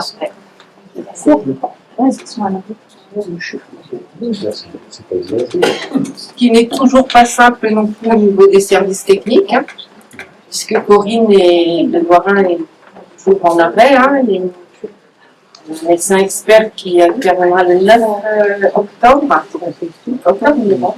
Donc pour l'instant, il est compliqué aussi de recruter quelqu'un pour la remplacer. Et c'est vrai que les services techniques, beaucoup à faire. Hein. Olivier Gauthier a supplé le mieux possible, mais voilà, c'est pas simple non plus au quotidien pour nos services techniques, surtout en ces périodes-là où il y a énormément de travail. Même s'il y a eu un renfort apporté avec Monsieur Lartigue, là, c'est pas facile non plus pour les services techniques et on se rend compte que les recrutements dans la fonction publique ne sont pas aisés. Voilà. Et ça va l'être également pour le CCAS. Je ne sais pas si tu veux en dire un tout à l'heure. Ah oui, on n'a pas parlé. Donc, est-ce que le Conseil vont délibérer pour créer cet emploi permanent et donc autoriser le recrutement sur un emploi permanent d'un agent contractuel? Est-ce qu'il y a des oppositions, des abstentions? Eh bien, merci beaucoup. Oui, moi, je voudrais revenir sur les services techniques. C'est vrai que c'est quand même galère aujourd'hui. Alors, certes pour les employés, hein, pour les agents, mais pour nous aussi, hein, Jean-Paul et moi, il y a des dossiers, ça n'avance pas malheureusement parce qu'on n'a pas les compétences pour nous aider, quoi. Donc voilà. Oui, non, mais tu fais bien de le souligner. Hein, oui, parce que ça fait quand même un bout de temps qu'on le dit, voilà, et je vois pas d'évolution favorable. On le dit, moi, si tu as une solution là, je veux bien. Hein. Ce qu'on a fait, c'est recruter une personne 3 mois, on a reconduit 3 mois de plus. Donc, mais voilà, on n'est pas sur un poste à responsabilité comme à Corinne. Hein, ça, partage, effectivement, il y a quelqu'un qui est venu donner un coup de main là-dessus, mais je crois qu'il faudra être sur le recrutement, il faudra être très vigilant sur les compétences et ce qu'on va lui demander. Je pense qu'on n'a pas été assez clair, à mon avis, dans le recrutement qui avait été fait auparavant. Voilà. Je suis assez d'accord. Je pense que, et là, en l'occurrence, je pense aussi que dans ces recrutements-là, Jean-Paul et moi, on devrait être associés. Ah oui, c'est le cas. Une fois précédente, on n'a pas été associés, je suis désolé. Pourquoi? Corinne? Ah si, Jean-Paul était là? Je ne vais pas faire la partie de l'histoire, mais voilà, je préfère le signaler quand même. D'accord. Ah ben il me semble que Jean-Paul était présent, Pierre. Hein? Ah si. Bon, on va vérifier, mais il me semble. Mais en tout cas, oui, il y avait, il y a nécessité. Hein. Enfin, la situation n'est pas durable trop longtemps. Hein. Et puis, on ne parle pas non plus de la charge supplémentaire pour Emmanuel, pour Moya qui en fait un petit peu, pour Aurélie à l'accueil qui en fait un petit peu aussi. Enfin, voilà. Et question bête, il n'est pas envisageable de lancer un recrutement temporaire ou dès maintenant? Oui. Après, de remplacer quelqu'un qui oui, mais si c'est un arrêt qui prolonge de 2 ans, 3 ans. De toute façon, là, bon, voilà, il est question, on part sur une procédure de reconnaissance de maladie professionnelle. D'accord. Voilà. De maladie professionnelle. Pour l'instant, c'est en cours, hein, c'est une procédure. Oui, bien sûr, mais ça, il n'y a pas de souci avec ça, mais l'histoire d'anticiper les choses quand même. Parce que comme c'est difficile, le recrutement, peut-être que... Est-ce que ça représenterait un budget de commerce si c'était vraiment ou de responsabilité? Ah ben, c'est je sais pas qui est-ce qu'on avait des statistiques supplémentaires. Non, là, dans les médias,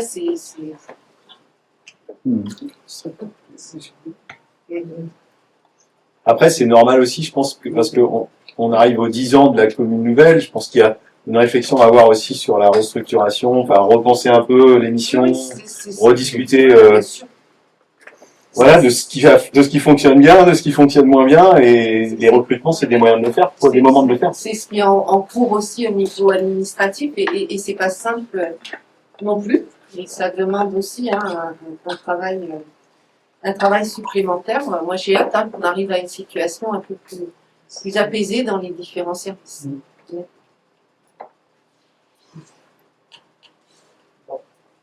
Il ne serait pas possible, peut-être une bêtise, mais de faire appel justement à une personne de même poste sur une autre commune sous la forme d'une mobilité géographique?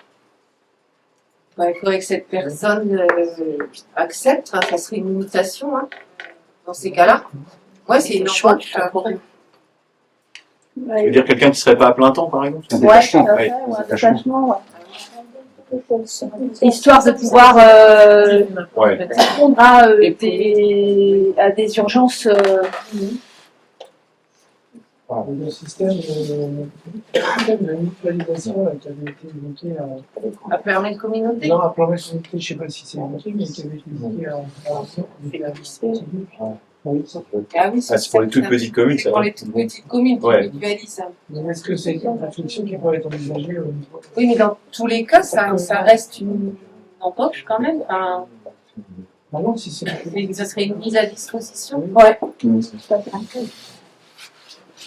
Il y a des EPCI, des communautés de communes qui aujourd'hui commencent à le faire, c'est-à-dire qu'elles recrutent elles-mêmes, parce que c'est vrai qu'un EPCI, une Comcom a des moyens plus importants, donc ils recrutent des personnes, alors certes avec peut-être une catégorie B voire A, et qui ensuite déploient sur des communes. Alors c'est une sorte, c'est un peu ce que fait le centre de gestion, c'est des missions qu'ils donnent, mais à l'échelle du territoire. Voilà. Personnellement, je trouve que c'est une bonne chose, parce qu'aujourd'hui, quand on est commune, même si on est 3000 habitants, on reste une petite commune, ça fait pas rêver, parce qu'on demande beaucoup de polyvalence. Aujourd'hui, c'est pas forcément ce que les générations aujourd'hui attendent. Donc, avoir des agents qui pourraient être recrutés à l'échelle de l'EPCI, mais mis à disposition, voilà, sur des... Personnellement, je trouve que ce serait peut-être à travailler.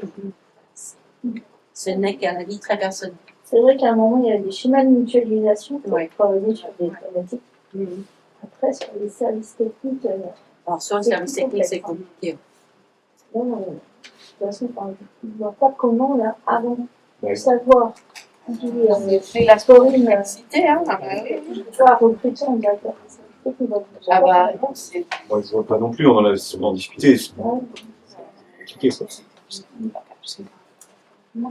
Pour poursuivre, donc, Lydia, tu veux dire quelques mots sur le CCAS? C'est vrai que j'ai pas de commission municipale, il y a le CCAS aussi, qui œuvre beaucoup là depuis aussi un petit moment, puis avec la canicule aussi là. Et moi aussi, j'ai la directrice remplaçante du pôle senior, en fait, nous quitte la semaine prochaine. Donc, nous n'avons plus de directeur de directrice du pôle senior. Donc, on va travailler sur une réorganisation pour cet été. Et puis, parce qu'en fait, l'arrêt de Noémie, pour l'instant, va jusqu'au 9 septembre, sans aucune certitude qu'elle revienne le 9 septembre. Et d'ailleurs, le fait qu'elle prenne son temps pour se rétablir. Mais voilà, du coup, c'est aussi un caillou dans la chaussure, cette histoire-là.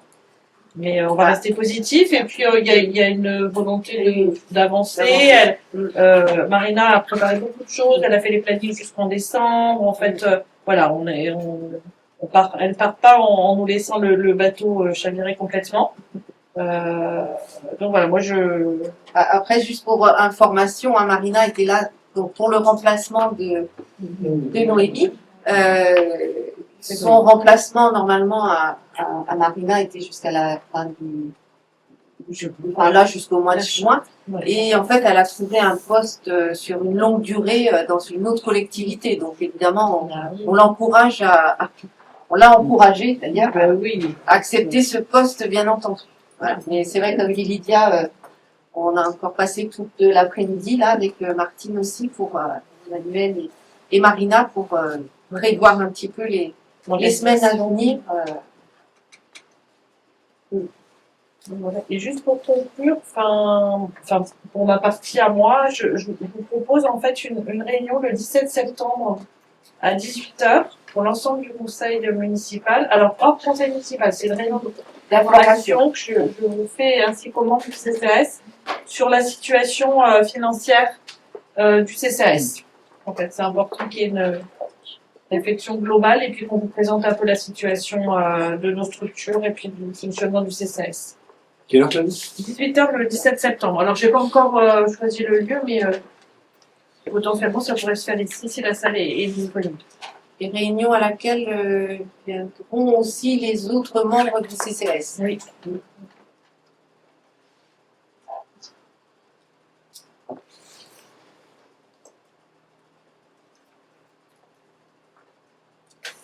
On en a fini en tout cas des délibérations.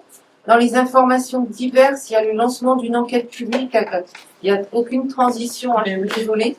Lancement d'une enquête publique à compter du 26 juin, donc après-demain, qui va durer un mois, donc jusqu'au 24 juillet, qui porte sur un projet porté par l'EARL, les cocottes à Patou. Donc, c'est une exploitation de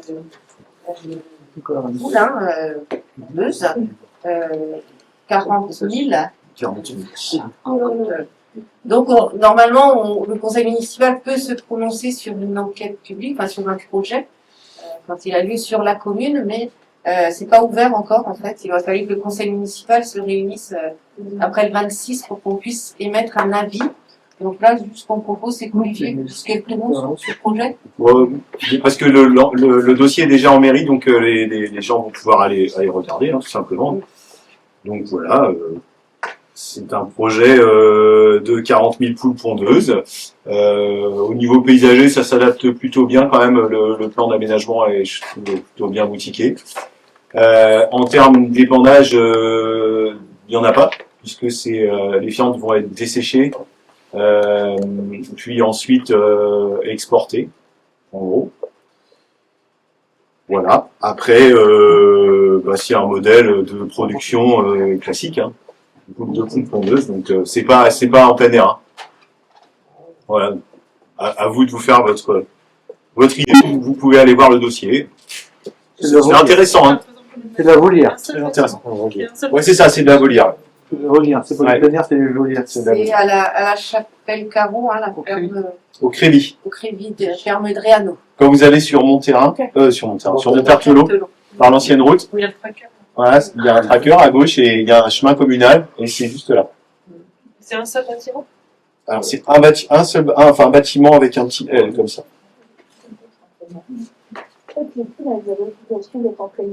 Non. Non, c'est les cages. On prévoit de construire des poules en cage. Donc là, c'est de la volière. Il y a une obligation de commande d'espace. Je crois que c'est 35 cm de large et 40 cm de haut, quelque chose comme ça. C'est ça, mais c'est ça, l'obligation légale. Voilà. Et on voulait le mettre quand même pour qu'il y ait cette information qui soit faite, que le dossier est en mairie et que tout le monde ait la possibilité de venir le consulter et de mettre des annotations. Un autre point sans transition aussi, passage piéton, Marlène. Conseil d'école la semaine dernière de Patrick Picasso, on va faire monter le fait qu'il n'y ait pas de passage piéton, ils sont venus les enfants visiter patio. Et c'est vrai qu'à un moment, il n'y a aucun passage pour pouvoir traverser. On peut se poser la question de savoir s'il allait en avoir un qui avait fait. La solution, ce serait de mettre ça en zone de rencontre. C'est-à-dire une zone de rencontre c'est limitée à 5 km/h Ah oui. et ça délimite en fait tout un espace sur lequel les piétons sont prioritaires. Et je crois que c'était pris. Mais alors, ceci dit, pour répondre à ta question, c'est prévu, mais c'est plus haut sur la rue ici. D'accord. Pour accéder, parce que quand on a fait l'aménagement Un passage des piéton, toilettes, il y a un passage qui est prévu pour les piétons. une zone de rencontre, hein, ce Donc, serait adapté sur tout le secteur, mais d'autant plus qu'il n'y a pas systématiquement des... Après, il y a plus rien. C'est une bonne idée, moi, je trouve, une zone de rencontre sur C'est du monument aux morts à, en face des maisons. au centre, ouais. Mais après, tu peux pas C'est l'enlever. le centre aéré. C'est sur la route. Qui est passé de l'autre côté. Ah oui. Mais c'est vrai qu'il faudra. C'est ça, bien indiqué. Alors, en mettant un là, Non, c'est pas une En idée. fait, il y a beaucoup de centres-bourgs qui sont en zone de rencontre. Ouais, de plus en plus, oui. Vermeil, il y a une partie. Hein. Et tout centre, Personne qui est en zone de rencontre. on rencontre des priorités piétons. D'accord. Un autre point, Annie, je ne sais pas si tu as assisté au CBS de la masse des communes. Avec Guylaine aussi, vous étiez toutes les deux. J'y suis passée hier et voilà, je disais qu'il y avait bien 2 personnes, 2 conseillères municipales. Aussi au phare aussi. on y est Très bien. délégué en fait, et ça Très bien. Si vous voulez dire quelques mots, il y a des choses à dire. Au phare, rien de spécial, mais c'est très bien accueilli, mais on ne nous a rien demandé. Si, une seule chose, la directrice nous demandait si les services techniques pouvaient intervenir et j'ai envoyé un mail avec photo. On a regardé avec Pierre Alors, hier et le service technique devait aller parce qu'a priori, il y a une toute petite partie qui concerne vraiment la commune a priori. Parce que le reste, ce sont que des c'est privé. La directrice a contacté les personnes qui sont propriétaires des maisons pour faire le nécessaire. Et il y avait juste une toute petite partie qui a priori est communale. Et c'est là que je t'ai envoyé un mail avec les photos. Voilà. C'est tout. Hein, on en a parlé avec Pierre la semaine dernière et que ça. les services techniques devaient aller voir parce qu'on est assez étonné que ce soit voilà. C'est quoi, c'est un entretien de végétation? Pardon? C'est un entretien de végétation? Bah, c'est des roses qui déplacent et des ajoncs, voilà. En tout cas, on suit l'affaire. Et sinon, on aurait le CVS du... Au Massif de Grès, on a eu trois demandes. La première demande, apparemment, elle est connue. Oui, c'est la voie douce, le chemin. En piéton pour aller jusqu'à la salle des ventes. Pour les résidents et leurs accompagnants. Alors, si c'était déjà connu, il faudrait peut-être leur répondre. Oui, mais ils savent, enfin ils le savent déjà, que c'est pas une propriété communale en fait, cette route elle est départementale et qu'on n'a pas la mainmise en fait sur l'aménagement. Alors effectivement, je pense qu'il y a un vrai travail à faire. C'est ce qu'on avait dit avec Monsieur Jean en fait, c'est de faire un courrier commun en fait qu'on pourrait adresser au département pour demander à ce qu'il y ait un aménagement adapté parce qu'en fait c'est avec ces plantations qui ont été faites d'arbres qui font qu'il n'y a plus de trottoir en fait sur cette partie-là. C'est très dangereux pour les personnes en situation de handicap en fait, parce que les fauteuils roulants sont obligés d'être sur la route. Et il y a une vitesse assez excessive quand même sur cet axe. Donc voilà, c'est un peu dommage. Et puis alors, c'est vrai que moi j'ai fait pendant 6 ans les CVS et il s'avère que c'était récurrent et on avait toujours la même réponse parce qu'on leur a promis, il me semble, il y a une vingtaine d'années en fait quand ça s'est quand ça a été construit, qu'il y aurait ce cheminement pour aller à la salle des mouettes et du coup pour c'est salle des mouettes ou médiathèque du coup? Il y a les deux maintenant parce qu'en fait il y a la médiathèque aussi aujourd'hui. En fait, ils ont envie d'aller vers quoi. Parce que la salle des mouettes c'est plus facile presque que la médiathèque. Oui, c'est pas la salle des mouettes, c'est, on va dire, relativement facile. Oui, mais c'est un projet qui a déjà été travaillé. C'est un projet qui a été travaillé, mais comme ici aussi. Enfin, il y a un projet qui part d'ici de la LSH en gros, quoi, aller jusqu'à à la maison médicale ou la masse. Mais bon, voilà, il y a des endroits, effectivement, comme tu viens de le dire, c'est le département qui a la main.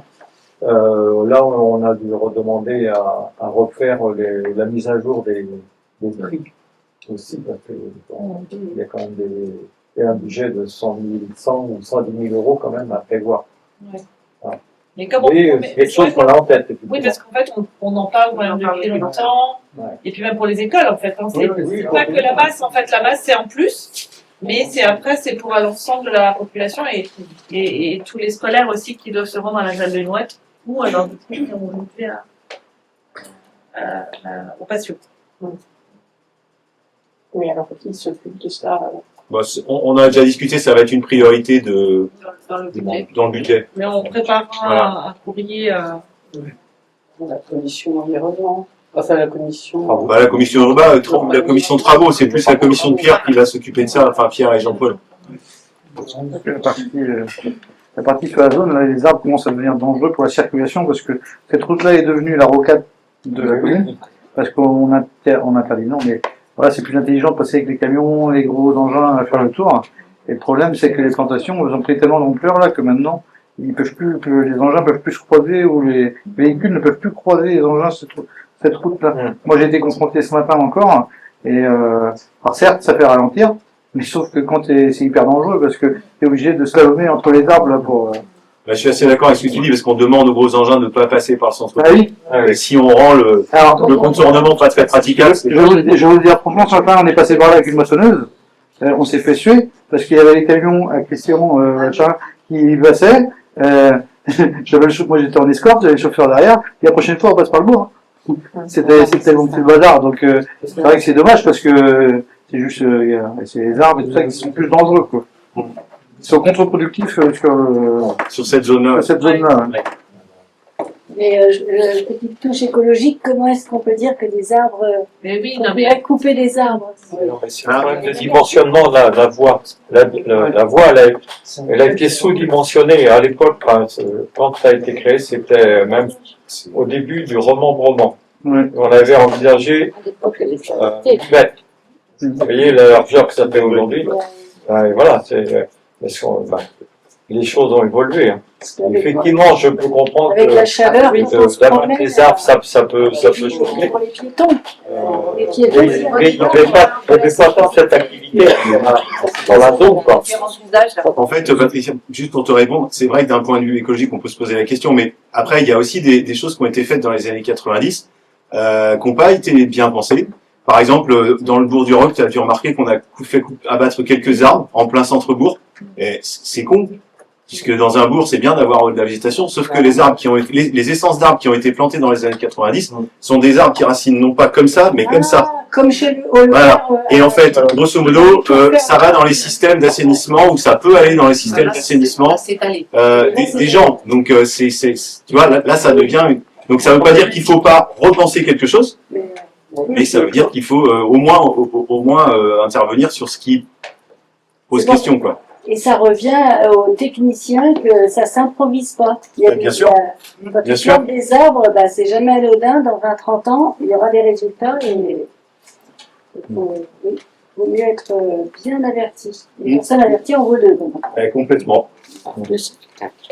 Est-ce qu'il y avait d'autres demandes, Annie? Le deuxième point, c'était, il se posait la question, que c'était surtout les familles qui se demandaient comment bien accompagner pendant les sorties leur personne qui était accueillie. Et ils trouvaient qu'il y avait très peu de gens, très peu de familles qui se mobilisaient. Et ça privait évidemment pas mal de résidents de sortie. Et ils se demandaient s'il n'y avait pas des associations dans notre commune qui pourraient de temps en temps donner un coup. Ouais. Alors, non, Elle m'a posé la même question quand j'y suis passée hier matin. Ah. Ouais, non, mais c'est pas la peine que je raconte tout. Si, parce qu'on n'est pas au courant. Non, parce que moi, je suis juste passée vite fait pour voir comment ça allait avec les résidents à la masse de Coudray hier matin. Il y avait une case de santé qui venait d'arriver là. Et voilà, elle m'a juste posé ça comme question. Et je me dis, peut-être c'était une question à voir au sein du CCAS. Alors, on se posait la question aussi dans le cadre de l'argent de poche, est-ce que certains jeunes pourraient intervenir ça, je sais pas, moi, c'est un je sais qu'ils sont jeunes et ils me demandaient, mais attends, leur demander si tu peux.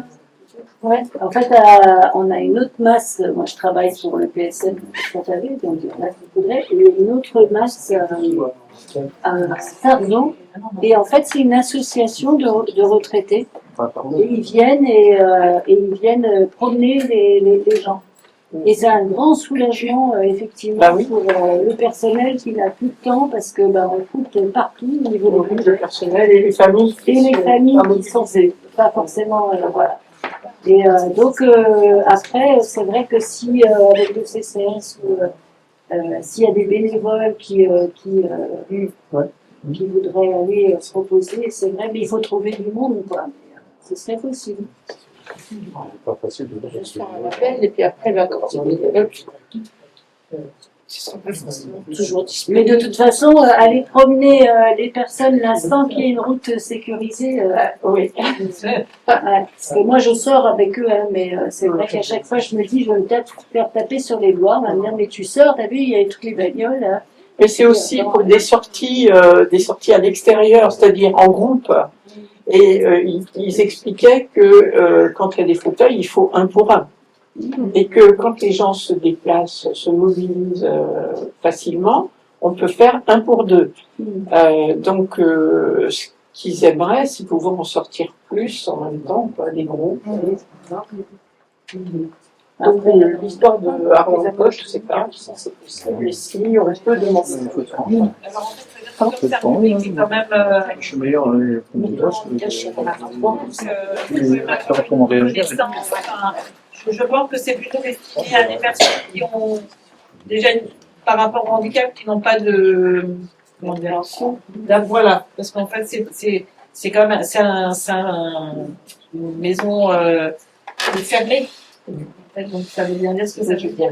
C'est qu'il peut y avoir des problématiques particulières. Et je pense pas que. Enfin voilà, je pense qu'il faut que ça soit des gens qui aient connaissance en fait du public qui est accueilli pour pouvoir les accompagner au mieux. Je pense que les adolescents ne sont pas en capacité. De toute façon, à Argentage, ça pourrait marcher, mais ça sera que temporaire.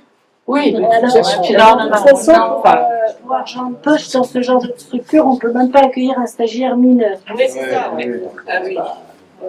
Mais par contre, d'autres populations, oui. Ça peut être un appel à bénévoles, en fait, qui est fait via nos réseaux sociaux, en fait, et puis dans mon village, en fait. Bah oui, par exemple, faire un appel sur mon village. Hein. Voilà. Et le troisième point, c'était lors de la fête de l'été, les résidents ont fait des fresques, ont peint des fresques sur du tissu, ils ont fait des grands trucs. Et tout le monde disait c'est dommage de ne pas les exposer. Alors, on se demandait si on ne pourrait pas leur offrir un mur du patio pour les exposer sur un temps limite. C'est des murs d'exposition ici, donc bien sûr. Il faut demander à Anna, oui, il va falloir qu'on... Parce qu'en fait, c'est elle qui organise aussi, il y a déjà des expositions qui sont prévues, et donc c'est elle qui voit. Donc ça pourrait s'organiser. Avec la médiathèque. Mais je pense que ça leur ferait plaisir parce qu'il y a un petit groupe qui vient chercher des livres ici. Oui. Donc, oui, alors si vous voyez leur ouais, ça serait super sympa. J'étais pas au courant, mais. Bonne idée. Ouais. Très bonne idée. Bon, en tout cas, mais c'est important qu'il y ait des conseillers qui assistent à tous ces CVS. Donc, merci à vous pour être allés. Est-ce qu'il y a d'autres points? On va terminer là. Alors, il y a le calendrier des instances communales pour le 2e semestre et il n'est pas encore fait, donc on proposait de vous l'adresser par mail là, début juillet. Ouais.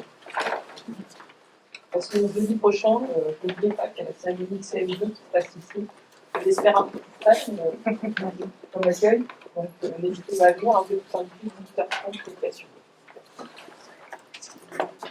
Je sais plus combien il y a de CM2 là qui passent en 6e. 37 sur un vidéo. 37. Est-ce qu'il y a d'autres informations à transmettre? Il y a le cinéma en plein air, donc aura lieu le 16 juillet. Le 16 juillet, le jeudi, donc avec le film Un petit miracle. La restauration buvette est prise en charge par l'appel Saint-Jean-de-Valois et il y a un groupe qui interviendra un petit peu avant pour animer en attendant le cinéma. Il y a un spectacle aussi au canal Jean-Louis, je ne sais plus la date. Le 28, c'est un mardi. Le 28 juillet. Mardi soir. C'est le bateau qui est venu l'année dernière, sur lequel il y avait de la musique un peu festive. C'est une soirée au bord du canal à partir de 18h. Est-ce qu'il y a autre chose? Juste un petit mot sur ce qu'on est allé voir sur la prévention, les conférences sur la prévention du suicide, etc. Et donc il y a un numéro qu'il faut connaître absolument, c'est le 3114. Et peut-être qu'on pourrait faire quelque chose dans mon village pour le redire. En fait, les conférences qu'on a eues, il y avait plusieurs associations. On a renvoyé par Lydia à toutes les personnes du CCAS l'information, mais peut-être que ça serait bien que tout le monde l'ait, en fait. Après, ça serait peut-être un article dans les prochaines brèves. Ah ben oui. Il y avait accompagner le deuil, la prévention du suicide, SOS amitié, toutes ces choses qui peuvent permettre de prévenir et aider. Un petit numéro comme ça, 3114, je ne sais pas si tout le monde le connaît.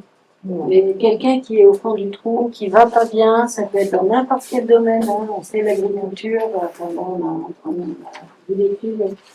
Et donc on se disait, pourquoi pas le mettre même dans les brèves à chaque fois, comme un petit rappel. Parce que finalement les gens ils se disent, mais où j'ai vu ça, où j'ai vu. Et ça participe à la prévention. En plus, ils font des petits livrets pour les jeunes qui sont confrontés à un deuil d'un parent. Oui.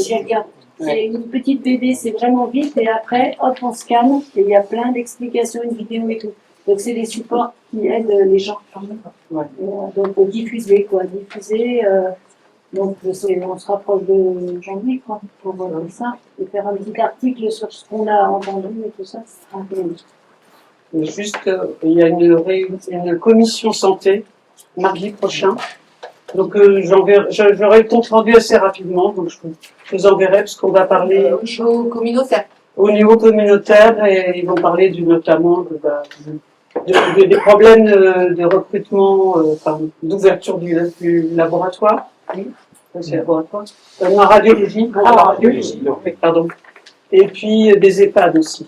Donc voilà, Mais au niveau de la radiologie et du centre de radiologie, ils reprenaient pas.